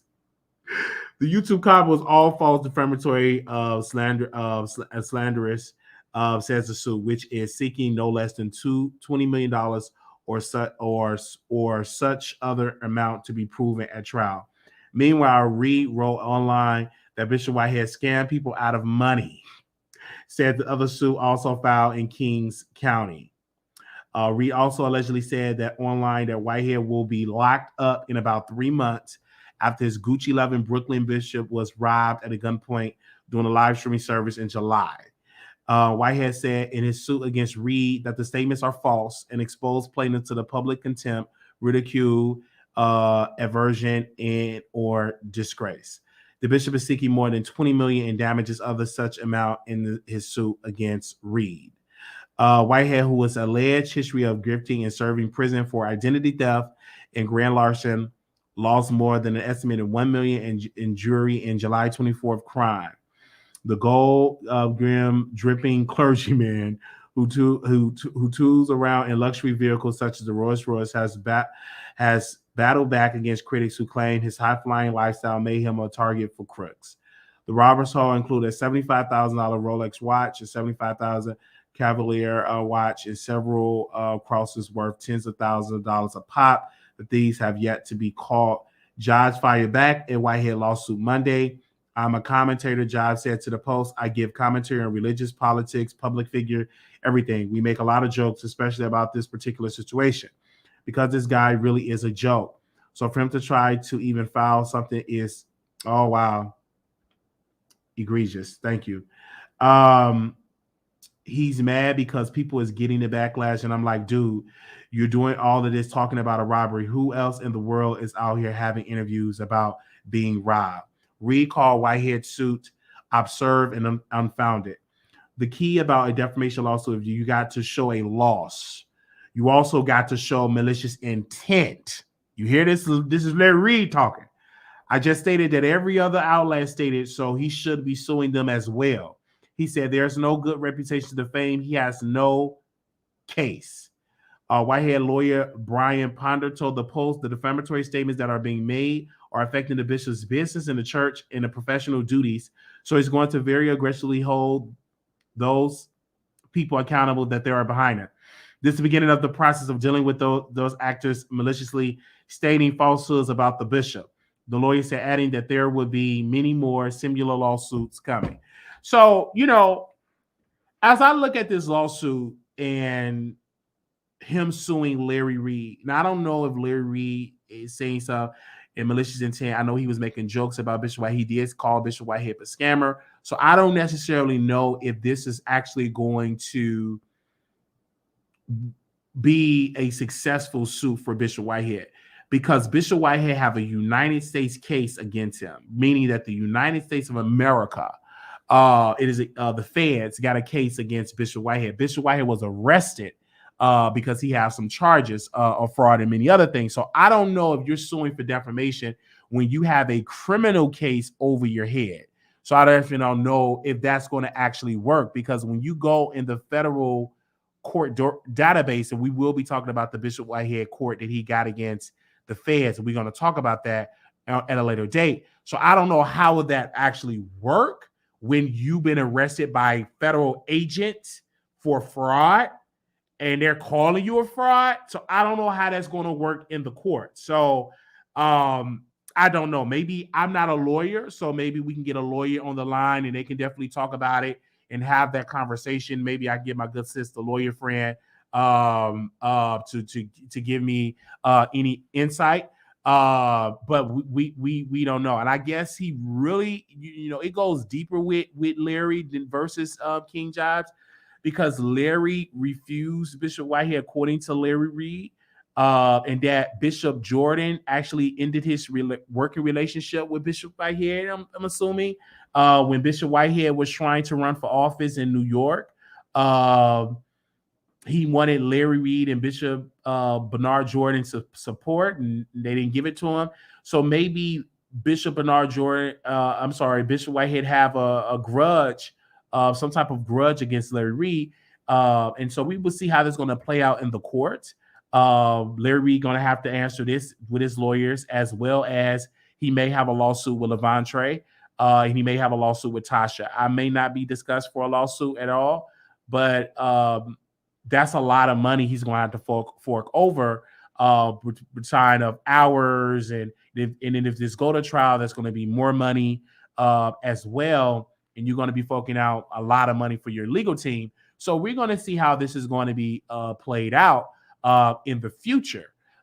This is definitely in the news. Like I said, it was in the New York Post, but we will continue to talk about it. We were one of the first YouTubers to talk about this lawsuit that Larry Reid have finally been served. We're following this Larry Reid T to the very end, and we wish Bishop Whitehead all the success. I hope that this trial I hope it goes to trial, because that will lead more clicks and views for myself. So I would love for it to go to trial. I don't want it to be settled. I don't think Larry will settle. I think he will be petty enough to take this to trial. It will be good promo. And so we will see how that's going to play out in the future. But again, Larry, I don't know. You got another legal case with Bishop Whitehead. And let's be clear. If Bishop Whitehead get cleared with the feds, which I highly doubt it, because the feds they have a huge success rate of winning their cases. But let's just say, hypothetically speaking, Bishop Whitehead get a not guilty verdict. I think Bishop Whitehead will be one of the top talents in the church sector for that male energy. Number one, he's a masculine man. Number two, he is a married man. Number three, he's a bishop. He was robbed, and he just delivers great content. He's very articulate, intelligent. And I think that if he were to get off with the feds, he can be a great commentator in the church sector. I think he will give Larry Reid a run for his money, because Larry Reid have been down lately. A lot of churches are not willing to work with Larry because of these strong allegations of him funneling and telling Levontre to twerk butt naked. So he have a lot of issues right now. So when he was telling Levontre, 15, 14-year-old Levontre, to do all these things allegedly, a lot of people don't want to associate themselves with a Larry Reid, not at this very moment. So we're going to see how this is going to be played out. Like, Larry rarely haven't even done celebrity gossip topics, because he's trying to make sure that people don't distract with the allegations. I mean, he put the comments off the video. He blocked the comments. He also went all the way and blocked the situation on his Patreon, because he's trying to make sure that the public do not bring about those strong allegations. And then also he had allegations about, with other minors as well. So we're going to see how this is going to play out with the Bishop Whitehead. But I think Larry has so many daunting issues right now, because yet you have Bishop Whitehead on your back, you have Tasha K on your back, you have Wiley on your back, and I don't think Larry is equipped to deal with this much criticism. And I love the fact that, we were able to sit on the sidelines and to see this case to see where this case is going to be. Now, I didn't get a chance to really get the information for the prosecutor to the police department. We're going to do that another day, because like today, the weather was bad. And I definitely want to see, is we really going to get answers with Levontre and his, get some type of justice and some type of criminal proceeding. I do believe that, Larry Reid should be questioned by the detectives. And I was greatly disturbed as a taxpayer, as a Black man, that he was not questioned by the detectives. That's a failure for that particular police department. Because if someone said they were violated, the best that you all should do is question the alleged aggressive pedo. So we definitely need to see why they did not question him. So we definitely are going to do our homework. I'm in communication with the newspaper down there. They've been asking me to send them some information, send them videos, so they can be made aware of what is being discussed. And of course, they have a little bit more leeway to get information, because they have a legal department. They know their way around the courts. So I'm just trying to get an understanding about that. But Larry, of course, he's trying everything out of his bosom to distract to cause confusion, and it just did not work. I know they recently just had a meeting with his employee and his staff. They are under a lot of pressure because they're being questioned. Why are y'all supporting alleged pedo? And some of them don't even like the employee with the weave defending Larry Reid. They feel as though that it should be another spokesperson to defend him, and they feel as though having a man that wear wigs should not be defending him at all. So that's what some of the people doesn't like, and particularly I'm hearing from a source. They're saying that the wife, his ex-wife, do not like that he having him to defend him because he's not doing a good job of defending Larry Reid. Actually, he's doing more harm than good for that. So we're going to keep you all definitely like my source is telling me that his wife, his ex-wife, is definitely under a lot of pressure. Even his daughters under a lot of pressure, hearing these rumors and allegations. And the way that Larry handled it, he did not handle it appropriately. And it just didn't, he didn't, he really, really didn't. And then when I saw him on IG, because we was live and he's trying to deflect, we had 3 times the amount of people. He had only 200 people in there, and that man wanted to talk about Doritos. And he's just trying to just deflect. Like, don't nobody care about no Doritos, bruh. We want to care, did you violate Levante? Why haven't you took a lie detector test with 3 different lie detector companies? Why haven't you done that? So you still have not done that, sir. So, and you didn't even listen to your attorneys because your attorneys would tell you not to talk about this case. But you because you're so cheap, you're giving your defender a laptop. You need a professional crisis manager to deliver your message that is trained of dealing with crisis, and you failed to do so. You decided to pick up somebody in a trailer park that wear weaves to defend you, and you just appease him with laptops and some lube and some condoms. But you got to pay big money for them high-profile PR firms that you did not do it for. And maybe you are hired when BET drop you and all of those things.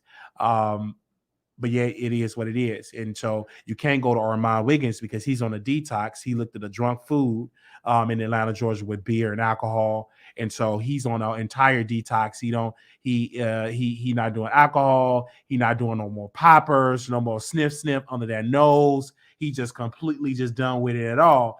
And see, Storm on Raw, which that will make Larry Reid cheerleader or groupie. He decided to block me on all social media. That is fine. He blocked me on all social media. And we told his assistant we're fine with that because we didn't do anything wrong. I believe that it was an excruciating flop of the interview. The quality was just bad. Storm has failed to invest the millions, the 6 figures, the money that he was getting into his platform. And so he did not have the development contract. Armand, aka the drunk, he had failed because he didn't even tell Storm to hook up the camera equipment, any of those things. He could have done that right in and there, but didn't care nothing about that. Larry didn't care nothing about Armand. He got him drunk with ginger beer and alcohol and Hennessy and poppers and the sniff, white powder. He didn't even to set up the camera. It was so disastrous that they were just squeezing this one little frame, knee on knee, and their legs wide open, talking about Pink. And so when he released the video, they unplugged the cord because Storm was extremely excited to see 2 men, in his place, and he's just so excited talking about sex that he plugged out of a Blue Yeti. And the Blue Yeti or something a beginner podcaster would get. That's like for a beginner, not for somebody to have almost 300,000 followers and a lot of viewership. But he used to have a lot of viewership. Storm have not been hitting like that lately. I mean, R. Kelly would have been great, but nobody's really checking for R. Kelly. R. Kelly was news back a couple of years ago, and he didn't ask R. Kelly a tough questions. He got dragged by another human being that's up Armand's butt. Sean dragged him, and Sean David Wade dragged him, and he just and Storm went, "Oh my God, I didn't steal that exclusive. It was my exclusive. I didn't steal it. Y'all didn't give me my credit. Y'all didn't give me," crying like a little baby. And so it just completely distracted his R. Kelly moment because all Sean had to do was just say it was a fake exclusive. And, we had Storm back because it wasn't a fake exclusive. But of course, that same person that had his back, he decided to get in front of Armand Wiggins drunk and decided not to say my name for whatever reason. That was very shady. I don't know if he took a couple of powder poppers, with white powder poppers. I don't know, because he decided not to say my name for whatever reason. We worked together. We've been on the phone together. We've done everything with Storm other than meet that brother in person. But he decided to get in front of it and didn't want to give any free publicity. But that doesn't work. We've been on his show. We got a lot of views over there in the show, helped him get a lot of subscribers.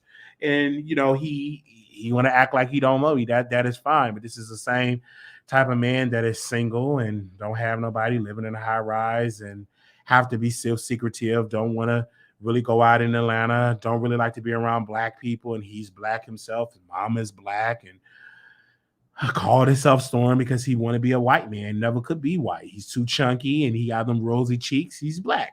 And, and he want to hang out with the Armards. Armards don't want to hang out with him. I don't necessarily see all of those type of things, him hanging out with him at all. Armand didn't even help him with his equipment. And so it was all around a disaster. They was in front of a bookshelf with no books, and it was just really, really sad. Then I heard Tasha K say he downsized to a smaller apartment, and that's why he was crumped up in that little bitty space, knees on knees, and peeing all out and legs spread all open. And so that's just how it all goes. You know what I'm saying? And Armand, he didn't even know he was there, high on poppers, coke, and everything else. I don't know if it was coke, maybe it's Coca-Cola or something. Look, sniff. He said he is detoxing from poppers. Poppers is a substance that you put up your nose to take pain up your rectum. So I don't know if he's going to let his man put the little Peter Pecker up his rectum, because he's no longer taking poppers. So I just don't know. I really, really don't know. I know his man don't want to have a cleaner because Armand went on his channel, didn't want me to have a cleaner. And he said I must be nasty because I hired a cleaning staff. But then in that same breath, he said he want to hire a cleaning staff. And then he want to hire a laundry staff to fold his dirty laundry. So does that make it seem like you got dirty drawers because you want a laundry person? No, it's like, hey, you want to hire a staff to do it. I've always said that I'm auditioning to being rich. I'm auditioning for the lifestyle that I want to have for the rest of my life. And that is hire people to do the things that I don't want to do. I don't want to drive myself. I don't want to even pick up the fork to feed me. I want to be so rich that I have a staff that they cut my food up and they put it in my mouth. That's how rich I want to be. When it's raining, that they hold the umbrella, all right? They keep the doors open and make sure they massage me. If I want to use the restroom, they pull down my pants and make sure I use the restroom. That's the type of success that I want. I want a security staff, assistants, and all of that type of way. That's the type of success that I want, and that's what I'm going to get and I'm going to have. And so me auditioning, hiring a beautiful cleaning staff to deodorize and clean my apartment, there's nothing wrong with that. I will continue to do it as long as I can. The reason why we cut back, we did a major budget cut because we are doing this full time. And so I don't want to be so frugal with that because I can just clean my own apartment. But once we get back into making good, profitable numbers, profitable quarters, we will bring those beautiful Hispanic women back into my home to deodorize, clean it from the top, from the bottom, and we'll continue to do so. And then not only that, when we really make it, we will hire bathers to make sure I'm bathing thoroughly and all of those type of things. And so, it's going to be that type of staff that we're going to definitely have, having a staff coming in every morning. Good morning, Mr. Wiley. This is your daily schedule. And we go over meetings and all of that. That's the type of idea and type of mindset that we have. We have meetings and we create ideas. We create moves. We are business. We are brokers. We are all that. And so that's the idea that I have. And so when I said that I had a cleaning staff, I didn't know that Armand was going to be listening to the show, but he's also a fan of the Wiley Show. I mean, he can't do any poppers. He can't drink. All he have to do is sit in a nice high-rise apartment and watch the Wiley Show. I think that's an honor. On that big flash screen that he had plastered on his wall, he's watching the Wiley Show, and I think that's an honor. And his boyfriend watched the Wiley Show as well as his dogs. So I think that's an honor, and it's such great, and it makes me feel good that someone of Armand Wiggins caliber and, watching the Wiley Show, we watch each other. And so I love that brother. At the end of the day, I will never stop loving him. And I will always bring him on my show when he want to come on the show. He haven't came on lately, but he watched. So he don't jump out of the bushes because he don't want to do that anymore. But he do watch. So we respect that. And, keep watching. A lot of his moderators, I've talked to some today. They are big fans of our show. And they watch us, and we love it. And the only reason why you don't see them in the comments because they don't want to be blocked. And I always tell them, don't be a fool. You want to be over there with the cool kids, just talk to me offline. But keep hitting that Cash App. We good to go. Your secret safe with me. All right. So that's just how that goes. You keep hitting the Cash App, and your secret safe with me. You always welcome over here at the Wiley Show. Oh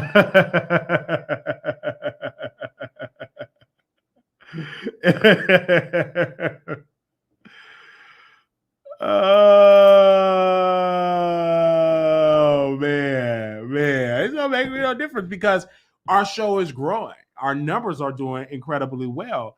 I just think that Armand and others, they don't like the sets. Now, it is a spirit out there that they don't want to say Wiley Show name because they know if we say Wiley Show name, he will get instant clout because we're going to Google Wiley. So they band together. Storm joined the cool kids. They're working him in there, even though they dragged him, call him gay, call him chunky. They call him all type of stuff. They call him all type of things. So he's back over there working with the cool kids. So he's joined the whole thing. Mute Wiley, don't say Wiley name. And that's what they do. But yeah, he still watched the Wiley Show and all of that type of stuff. That is fine. He still watched the Wiley Show and does great things and continue to watch. That's fine. That doesn't bother me when they don't say our name. That only make us work even harder to cater towards that base. And we already in the base of Storm. We in the base of Armand. We even doing great numbers with the Larry Reid audience. I was really, really shocked that the church ladies love us over here at the Wiley Show because we do an amazing job. And so I love that. The church ladies love it. And that's why Larry Reid can't say the Wiley Show name because he can't match that energy with me because he know I can go with you just like you can go there. I can go there too, bruh. All right. And so that's how that whole energy come about. And Larry is very embarrassed, I would expect, because he thought that Storm and Armand piece was going to just shake the culture. It was going to clear his name, and it made him look more guilty. And the same people he funded did not make him look innocent. They made him look more predator-like because what he did was bring my money and y'all defend me, and it just did not work. It made him look more guilty. And he tried to shift the conversation. Well, let's talk about YouTube. Let's talk about your success. How do you deal with the haters and how you do all that? That's you can't deflect. It didn't work because Milagro is a very loud, chocolate black woman, loud, attractive black, beautiful black, and she came out and she dragged that interview, dragged it for filth. Beautiful black, and she's loud. So she dragged that interview. She's the #1 show on Station Head. And she dragged it. Her many thousand followers. And also calls Storm fake.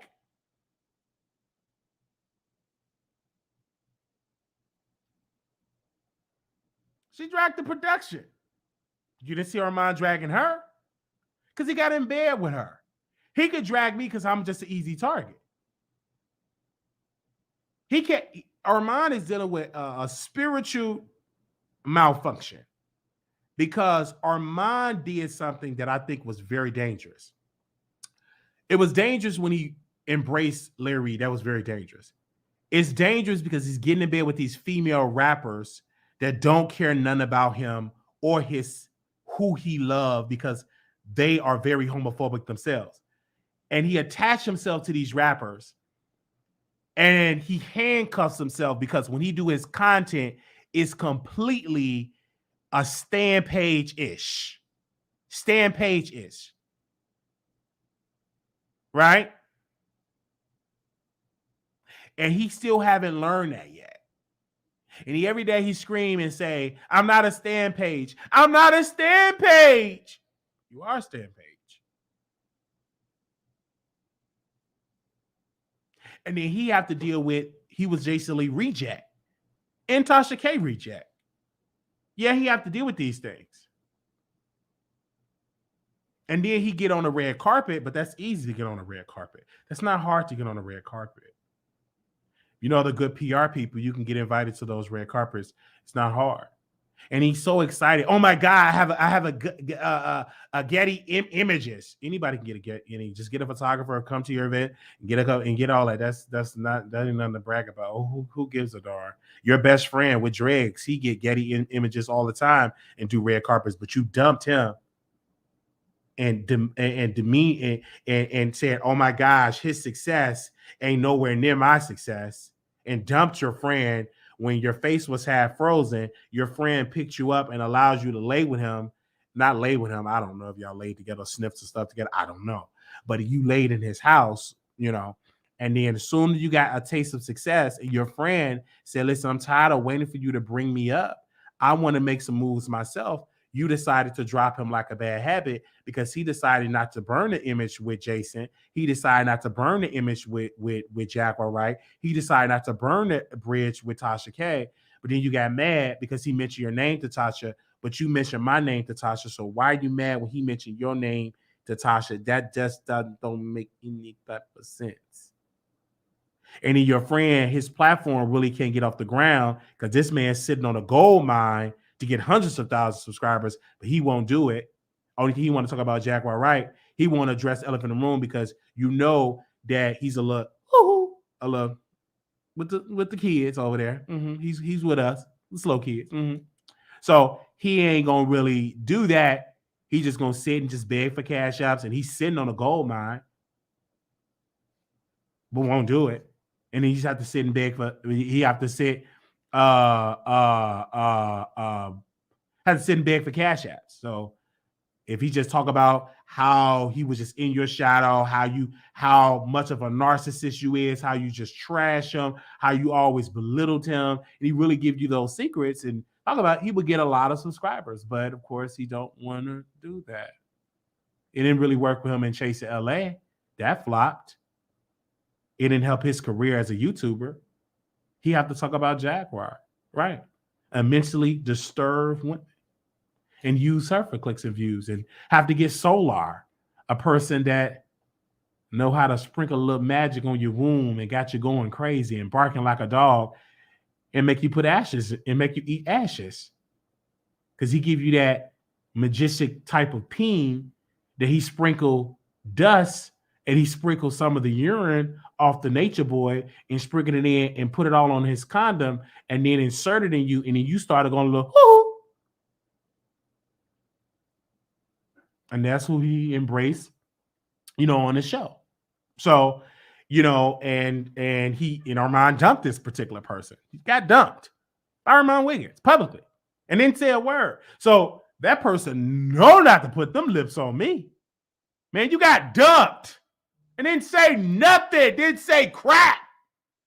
He dumped you publicly, dropped you like a bad habit.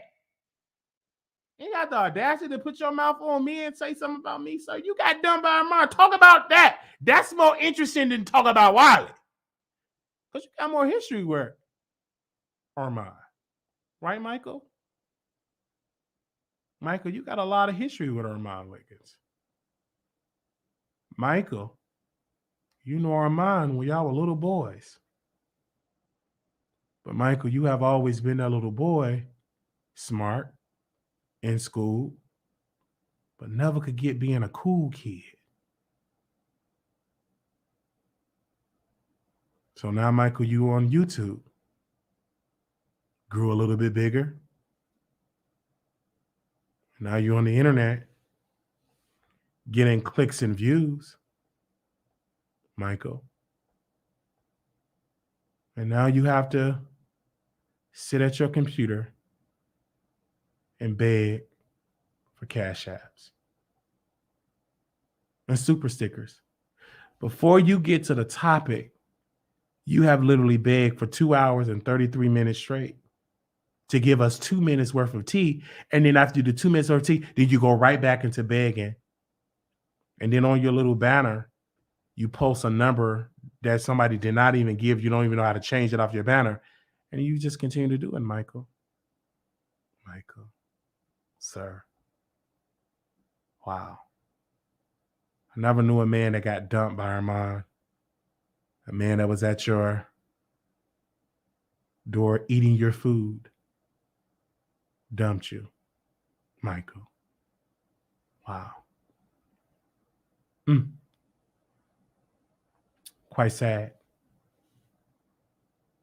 You do a free reality show. You know that's rough. You really want to do Chase in LA, Michael. And you said, I'm on Chase in LA. But you did that show for free. So you went to go chase your dream, Michael, in LA for free, and it's hurting your pockets. My close source said you're having a hard time feeding yourself. Hard time paying that high expensive rent. Because you wanted to follow your dream on a free show. Don't really profit you to say you on Chasing LA when you did it for free, and you literally have to beg your subscribers to pay your rent, Michael. That must be really sad, tough. Must be really tough, Michael. Must be really tough to go through that.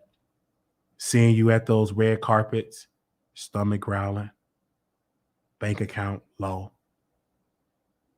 You taking those pictures, cheesing, laughing, holding Nick at Night purse while she's getting all the clicks and views and all the money, and people buying her pantyhose. And when they go to your site, Michael, they don't even buy an item for their hair. And all you have is to be able to hold Nick at Night panties in her purse, in her coat, in her car keys, in her camera. And she gets the clicks and views, Michael. And you'll continue to be in the dark, Michael. Oh, brother Michael. Wow. Michael.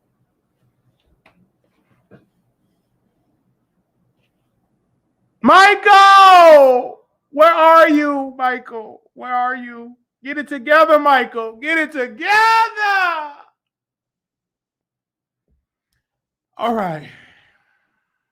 So, to the Perrier, to the Periana, to the Perio. All right. Wow, we've been on here for 2 hours. We're gonna open up the phone lines. This has been a slow news week. Not really. We're gonna do our after show. And we're gonna get into some things over there. And we're going to open up the phone lines. It's going to take about 3 or 4 callers. Okay. We are definitely going to do that. And we're going to have a good time. Having all those good times. We're talking about Michael. I'm having a conversation about Michael. All right. That's what we're doing. All right. We're having a conversation about Michael. All right. Okay. So, all right, let's open up the phone lines, and then I'm going to do my members only because that's going to be some tea on the after show. Now, the after show is going to be on members only, you guys. So you have to sign up for a subscription right now. It's $4.99. We already have content on there. We're doing the after show, okay? And that's going to be on members only. We got other content on there as well, and that's only $4.99. Sign up today. It's $5. Sign up for today where you get content. Most of the people that y'all follow don't even produce nothing on members only. I was just over there in the beef sector, and I had a meeting with a person that's in the beef sector. They have members, but they offer no content. Most of the memberships in the beef sector, they don't offer no members only content. The only thing they offer is just them being a member in the chat. But over here, we give content. We have prayer calls. We have all type of stuff over there in the members only in Patreon. All right, they get the same type of content for $4.99. All right. So we are definitely doing that. It's going to be awesome. It's going to be great. It's going to be right over there for the members only. It's going to be awesome. So I see a lot of y'all had called in about Larry Reid, and y'all did not get a chance to call in because when I do a show, I got today about 50 phone calls today alone. So I've noticed that a lot of y'all don't like the late shows to call in. My call in is calling in between 3-4 o'clock in the afternoon, 3-4-5 in that time frame. Because in this phone, it was blowing up callers from Baltimore, Mississippi, Colorado, all over Atlanta. I was getting so many phone calls, and majority, all of it was they wanted to give commentary on the subject. So we're going to look at doing a schedule change to go live a little bit earlier than the time that we're going live, because I've noticed that when I do a restream about 11 or 12 o'clock, we're getting a sector of phone calls that y'all are calling the number, the 972 number. And when I got those phone calls, I said, oh my gosh, y'all are listening to the show and y'all are calling the number. All right. So I actually love that. People doing the number. Now we already know if you name content creator's name, you are blocked, and you won't be able to get unblocked unless you hit us in the DM with a little bit of conversation. All right. I'm just saying. Because y'all already know. All right. Because I have the power to block. And if you want to get unblocked, I will let you know what you have to do. All right. Now we're gonna open up the phone lines. Okay. Because the moderators already know the rules. Okay. Thank you so very much. Like somebody said, Wiley's stealing everything for everybody. Oh, that's fine. All right. That's your opinion, sis. And it's coming from somebody that wear weaves. So if you wear weaves, you can't talk about somebody stealing something. Because that ain't really you. That's somebody else's hair. That's on your head. Oh, you probably natural, right? Okay. Mm-hmm. You're probably natural. All right. All right, let's go on lines. Hey, welcome to the Wiley Show. Hey, Wiley. I'm not feeling too good, but wait a minute. What you got? It ain't the Rona. Is it the Rona? No. I think I have just a little cough and sinus thing going on. But really? I wanted to call this. Yeah, it's just a little thing. I think because at night I get really cold, so instead of turning the heat up, I put my heater on. But I still keep the window. I'm sensing that you in that bed alone. Would that be accurate? No. So you're not? Oh yeah, today, right now, yeah, I am, because no one can be in here with me. Yeah, you in the bed alone. So where your man? Yeah. Or your woman? Well, man, and he's in the living room. So he doesn't want to be around and they're hacking. Yeah, if I was with you, I would be in the room with you. We get sick together, and sickness and through health.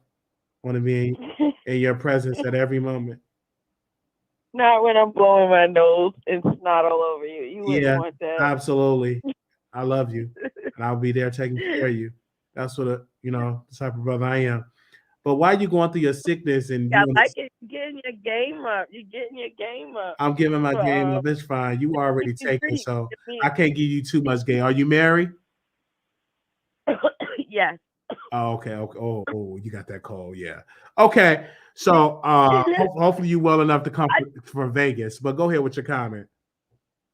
I was gonna say those two guys were entertaining, but the comment, my stomach was hurting. I was like, yo, people are just going in. Your chat is live. That's all I can say. I was like, they had no mercy. No mercy. I tried to put some positive in, and it just flew by. I was like, oh my God. I'm telling you, like, I had got off the phone with brother Don, because Don Johnson came on my show yesterday. Couple days ago, and he's straight. And he told me, he said, while your comments said, I'm the first guest the chat have not dragged. I was shocked because my chat is very shady.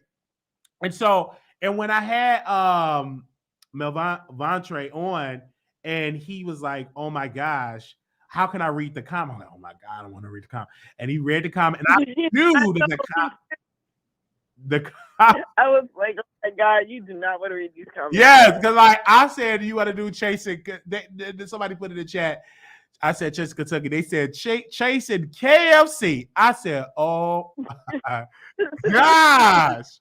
Your chat is something else, Wally. I tell you. Yes. Oh man, they have me stitches. But I don't think even though I think Larry is guilty of what he's being accused of with Levante.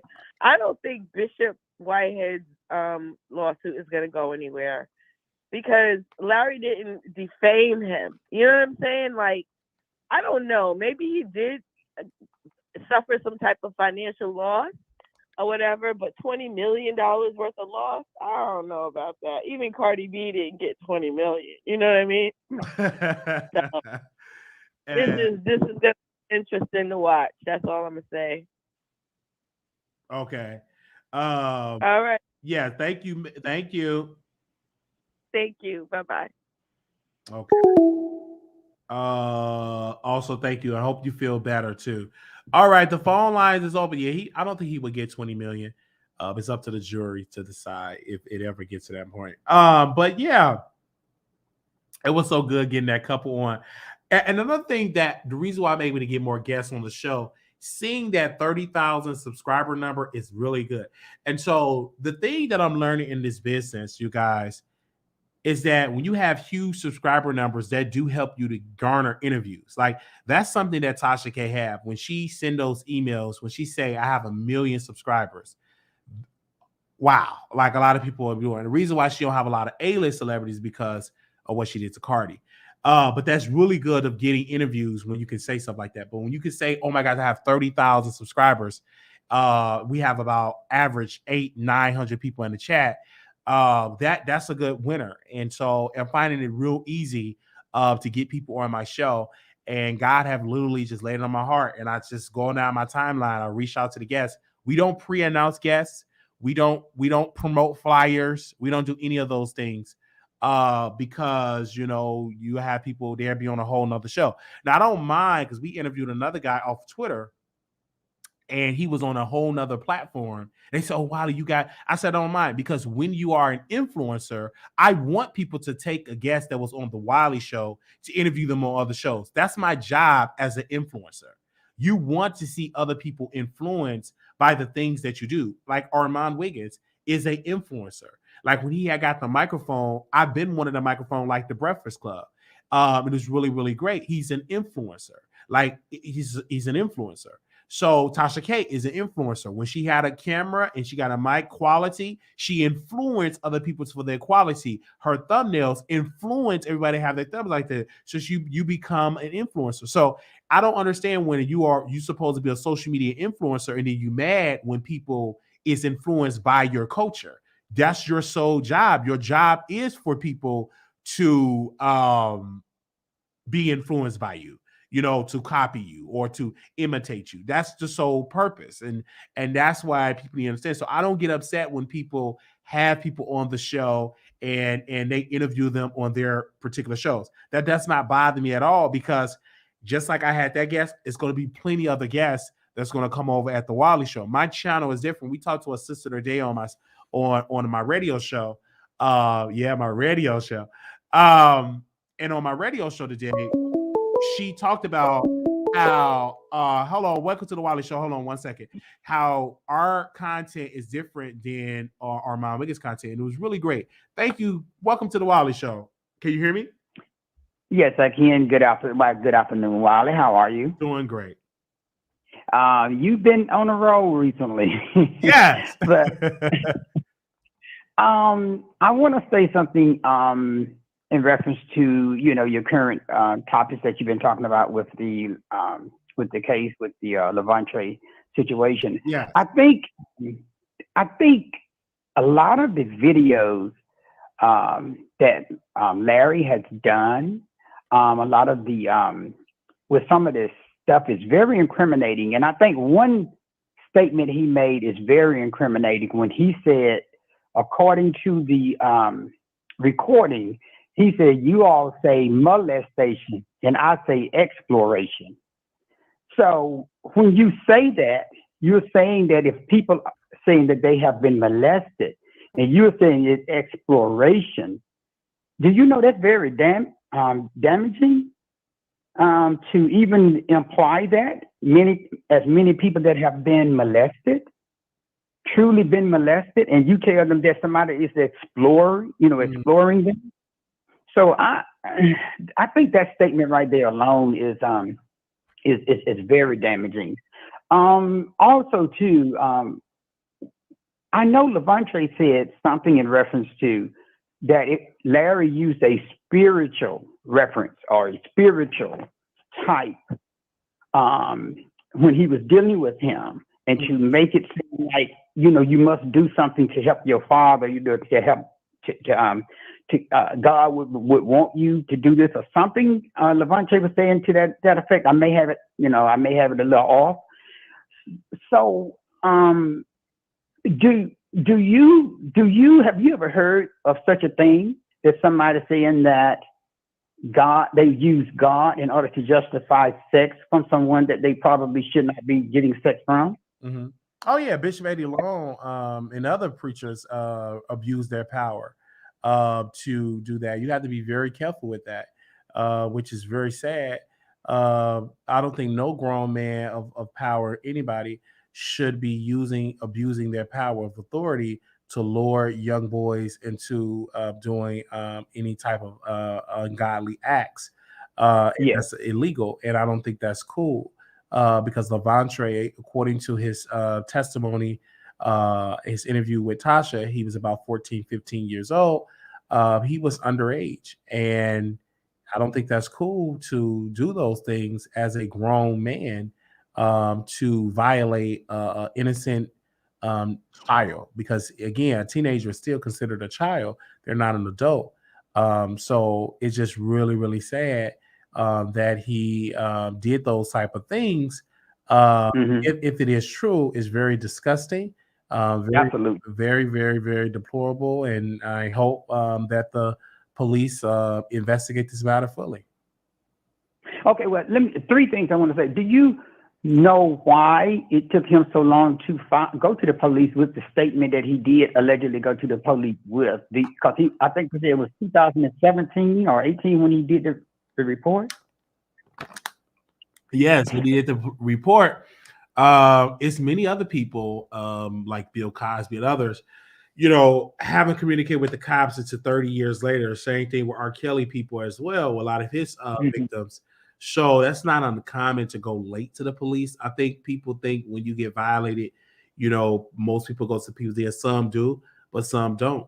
And it's a process. It's a process that, our justice system, sometimes they get it right and sometimes they don't get it right at all. So we're going to see how this is going to play in the future. But I do want to say this though. I checked today on the site. He still have not filed a lawsuit against Levante or Tasha or Bishop Whitehead, or even including myself, if that's what he want to do. He have not sued anybody. So, yet again, we are dealing with yet another day. And then Tasha K yet got another video coming out with receipts of this accuser to prove his argument that Larry did in fact forcibly fondled him and did some nasty things to him when he was 14, 15 years old. So,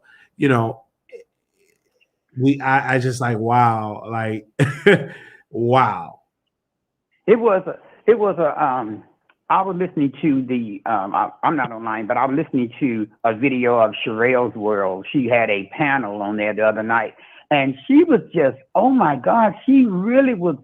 It was like an anti-Tasha K thing that she was doing. Everybody that said something, she brought it right back around to Tasha K, and they were telling everybody to go to Conscious TV channel to listen to get the facts. And I'm like, oh my God. And do you see the dissemination here and I mean, she was so angry. Everything went back to she was so angry, Wiley, at and just really just like if anybody brought up anything to try to defend Levante, she was just absolutely was not having. I think for Sherelle's world, I would be angry too. You have a man that can't really arouse you anymore and make you reach a moment. Tasha K, man, still can satisfy her in the bedroom. Tasha K hair is better. Tasha K dress better. So I would be angry too that a man, all he want to do is go live on camera, but when it's time to warm me up on my inside part, he can't really get it a rise without some type of assistant. So that I would be angry too, and a lot of her anger comes from that she have to be the man and a woman because her husband allow her to walk over him. So that caused a lot of angry. She's a lot of frustrated, but I do believe if she get her somebody that can really change and upgrade her and make sure she feel real good at night, I think she won't be as angry. Okay, and my last statement is that I want to say this is that as a person that is gay myself, I know the trickery and the treachery and the things that gay people do in order to get what they want. It's definitely a it's the driving of the cars, it's the buying of the clothes. And if any mothers out there that are listening, please be careful with these people that are bringing your sons home, that are taking your sons over to different things and buying this and buying that. That's a no-no. That's a no-no, because what is going on is young people can be very impressionable. They can be bought. They can be persuaded. And you have to be careful with that. So I'm trying to send a signal out to mothers. Please, please, please. No, I don't care if he acts straight. They after men too. And so just be careful. Them probably the ones you really need to be concerned about, the one that's calling themselves acting straight, because they are the ones that can get by and not get under the radar, and then nothing be, thought of. So mothers out there, please understand what is called grooming. It's called fattening the frog up for the snake. I'm telling you, as a gay person, I know the signs. I know what the deal is. I think all gay people know, especially that deal with men. They know what the calling card. So, but anyway, Wiley, listen, stay strong. Oh, and I think they're scared of you. I think Conscious and that's why they won't come after you, because they know you won't back down. And Conscious used a lot of the vibrato. She used a lot of the gay vernacular, the gay lingo to try to intimidate and scare women.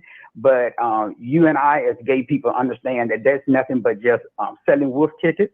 And you don't back down. You don't let them scare you. You don't let them intimidate you. You stand on your ground. And I think that's why they will not come after you, because they know that you do not kill one flying flip. So yeah, they are not. They will attack somebody that is weak or somebody that will not stand up for themselves. They will attack those YouTubers. But they're not going to do you, because they know you will not back down. You're going to say what you're going to say, and that's going to be the end of it. So, but anyway, listen, I've held up enough of your time, but we know the deal. As gay people, we know exactly the techniques that are used to lure guys in, whether you're young, old, or in between. Yeah. All right. Thank you, brother. Thank you so very much. Thank you so very much. Thank you. Oh wow, this video I know is going to do awesome. The video that we did last night, I think, reached 10,000, right, Paul? It was about 10,000 views, right, Paul? I believe it was about 10,000 views. So I know this video going to do good numbers. The video did 11,000 views, so that did great numbers. Thank you, Paul. Thank you, Paul, for that. Thank you. So we're gonna get ready. Members only. We ask that you please do not send our members only content to people, to no bloggers, no media folks. Let these people pay for the content and everything like that, because we are going to get into some things. So I'm going to drop the link in there pretty shortly. Give me about 5 minutes to replenish my drink. Okay. I'm drinking water, purified drinking water. All right. So we're definitely doing that. And we will be resuming in about 5 minutes over there on the Wiley Show page. We are doing it for the members only. So if you don't have a membership, you don't want to miss this tea. All right. So become a member is only $4.99. It is for that price. Definitely amazing content. If you have not joined, join. The Patreon link is in the chat. You can join that as well. We're definitely doing that as well. Thank y'all so very much for support, and you all have been giving us. We got a couple announcements. Now, I did answer all of y'all emails, but please, if you're emailing me about the meet and greet, please let me know which meet and greet. Is it Dallas or Vegas? Okay, so because we got the Vegas one in October. But we do have the Vegas. That's October 6th through the 9th, 2023. If you RSVP for that, please email me at wileyshowproductions@gmail.com. Now, this is the Wiley Show meet and greet on February 11th, 2023. This one actually will be in Dallas at 3 p.m. So please email me and put in the subject Dallas meet and greet, and we will send you the address. We meet at 3 o'clock. Now, this is a chicken restaurant where they have chicken, French fries, fish, all type of stuff. There, they got sodas, sodas, no alcohol though. But for those people that say, "Hey, Wiley, let's keep the party going," we're gonna do something that night. So again, we will let y'all know. But please come meet me at 3 o'clock on February 11, 2023. Please make sure you come and patronize the building, the business by buying something. Please order something off the menu because it's a Black-owned business, one of my favorite restaurants. And this is going to be a surprise for the company, for the people over there. And I would love that. So we are definitely going to have that at that particular restaurant. Now, I believe about 6 people RSVP, but please, because that's only how you're gonna get the address. We need to know and stuff like that. So definitely great. And then that night, we can either go to Marty's, we go to JR Bar and Grill, we can go either It's Another Club. One of my Facebook friends is the DJ of that club. I think it's called The View. So we're gonna look at. So we might go to the club that night, okay, and stuff like that. Yes, the night meet and greet. So if anybody say, "Hey, let's go to the club, let's go to a bar that night," we could definitely do that. I am going out more because that's one of my criticisms from my people. They said, "Well, you need to mingle with the people more in Dallas." So that's what we've been doing. We were supposed to have another guest on here. We're definitely in conversations to get them on our show because we're networking and they're seeing me out in public. Like I saw another guest I'm trying to woo on my show. They were drunk out. I can't wait to talk to them, but they are such a socialite. They were drunk. I said, "I reached out to you." "I know you reached out." He was just drunk. So I would love to get him on the show. An amazing talent, brother. But we were really out there networking about the Wiley Show. So I appreciate that. I was in the club, really networking with the people. It was an awesome club. And it was an awesome story. We're going to talk about what really went on after the club in the members only. Okay. All right. So I want to make sure that we put this out here on the social media. If you're sending something to the P.O. Box, it's P.O. Box 701122, Dallas, Texas 75370. So I will be checking that this week. So if anybody sends some products that you want me to, wear a shirt or something like that, that is the P.O. Box information. Also, we have the Cash App, $ Marquise Wiley 28. Also, we have that. So if you want to contribute to that, and the Twitter is @Wiley Show. Thank y'all so very much. Again, we'll be in Chicago this week to go and bury my friend, Jaquez. Continue to pray for me as I travel back home to go to bury my friend, and keep me in your your prayers for that. Little black boy, you're beautiful. Little black girl, you're enough. When things get hard, put God first. Now, we'll be back in about 5 members in about 5 minutes. 5 minutes. Give me 5 minutes. Okay. Actually, let me get the link together now. Let me do that right now. Let me do that right now because I want y'all to know it's real. All right.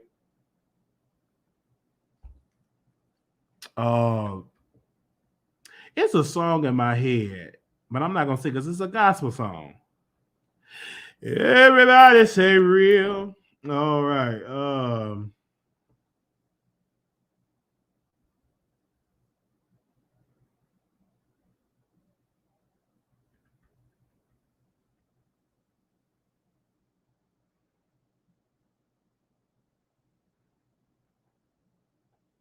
Give me a second.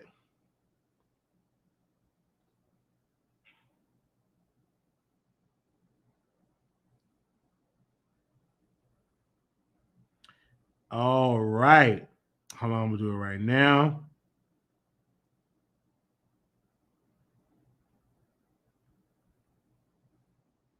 Because I want y'all to be able to see it. But let me make sure it's set up right. Okay. All right, because it's just for the members only. All right, and I'm going to drop it on the Patreon. How do you become a member? Give me a second. I want to drop that link in there really quickly. Give me a second. I'm going to drop the link in there for the members only. There you go. Thank you, Shantae. I'm going to drop that in there because if you're trying to become a member,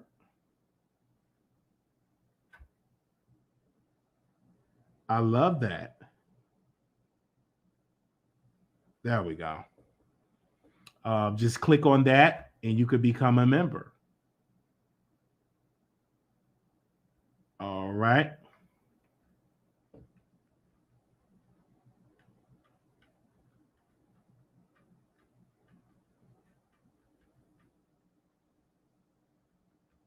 All right, give me a second. I'm going to go to my Patreon and post this as well. I'm doing this now. So members, let me know when y'all see the link so y'all can have it. All right. Y'all should be getting the update right now. And the one thing I like about Patreon is because Patreon notification is on point. Because Patreon, it sends you, Patreon sends you an email and it notifies you when you go on Patreon. So I love Patreon for that. Okay. So that's just how that goes. Yes. All right. So we definitely have that.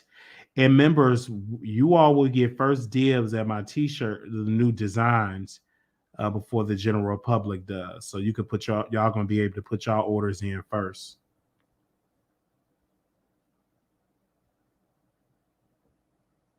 And that's gonna be soon.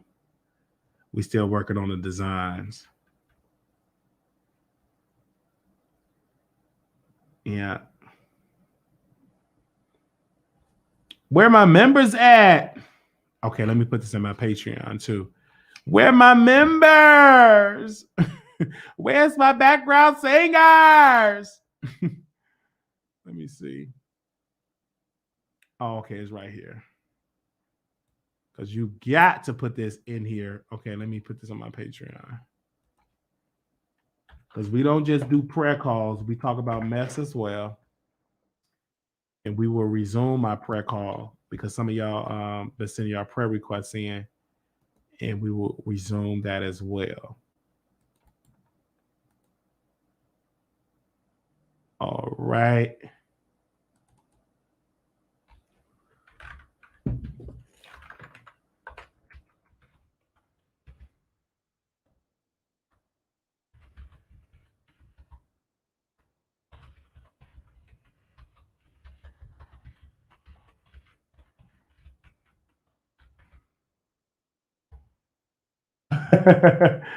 Oh, man.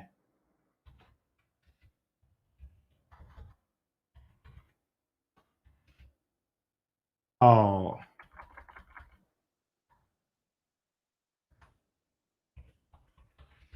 Okay. Ooh. You put it right there. All right. So Patreon, y'all just got to update as well. Okay. All right. I just did that as well. All right. Okay. Give me a sec. Oh my God. Okay. I'm doing this right now so everybody can have it. And see, like for my members only, I can drink alcohol and stuff. I'm not doing it now because I forgot to give me some Hennessy. I meant to get some Hennessy. So we're going to do that again. And I got another guest. I might bring him on for members only, but it looked like he want to be on for the main channel.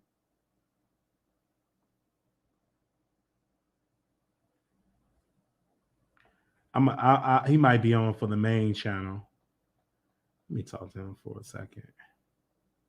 It's not started yet, y'all. Once I end this, give me 5 minutes and we will start the members. So I'm just giving people enough time to get their subscriptions that want their subscriptions. I'm giving enough time.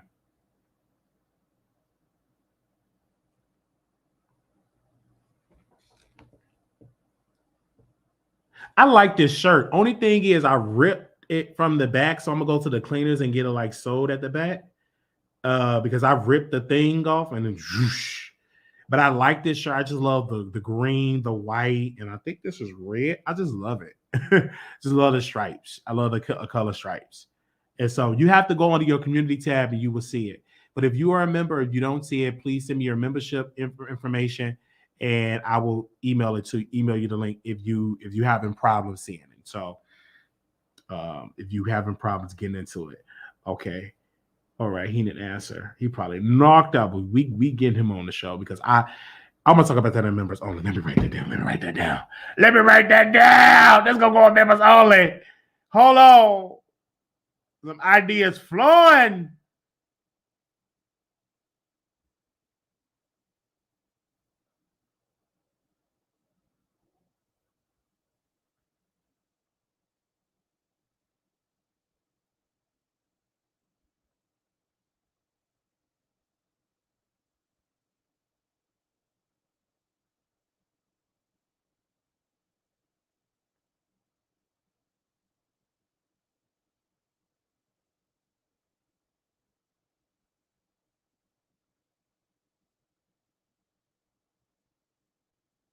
All right.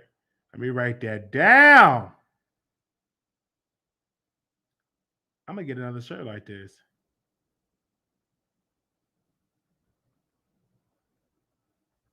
And I'm gonna say this in my clothes. I don't know why was I missing not going out to the club. And we're gonna definitely talk about that in members only. All right, because I got some stuff to talk about. Now, it's not gonna be uncensored like that because we're in a transition of doing Zooms, and I'm gonna have my Zooms as uncensored. So it ain't gonna be too much uncensoredness. So on my Zoom, I'm gonna have the Zoom that's going to be like uncensored. Okay. All right. So we are on a lot of platforms, man. We just did a TikTok. We on TikTok. We trying to get to 1,000 followers. It's been forever trying to get to 1,000 followers. Child, most of y'all don't have a TikTok, but I've been trying to post over there, following the different trends, trying to create a trend. I don't really know too much about the app. So I've been kind of like networking with some people. Of course, I post on my IG. I have to post on my Wiley Show Facebook page, but it's a lot that I'm posting on, and also I post tweets as well. So we just staying active on all social media as much as we can be active on all of it as we humanly possibly can. I love that we are definitely doing that, and it's been fun. I love it. It's so fun. It's so freaking fun. All right. But it's a lot of work. Like when you doing this, it's a lot of work. You are your booker, you are your producer, you are your cameraman, etc. You are all those things in one. So that's going to be great. But if you are a member, thank you. Let me make sure, check everything. Okay.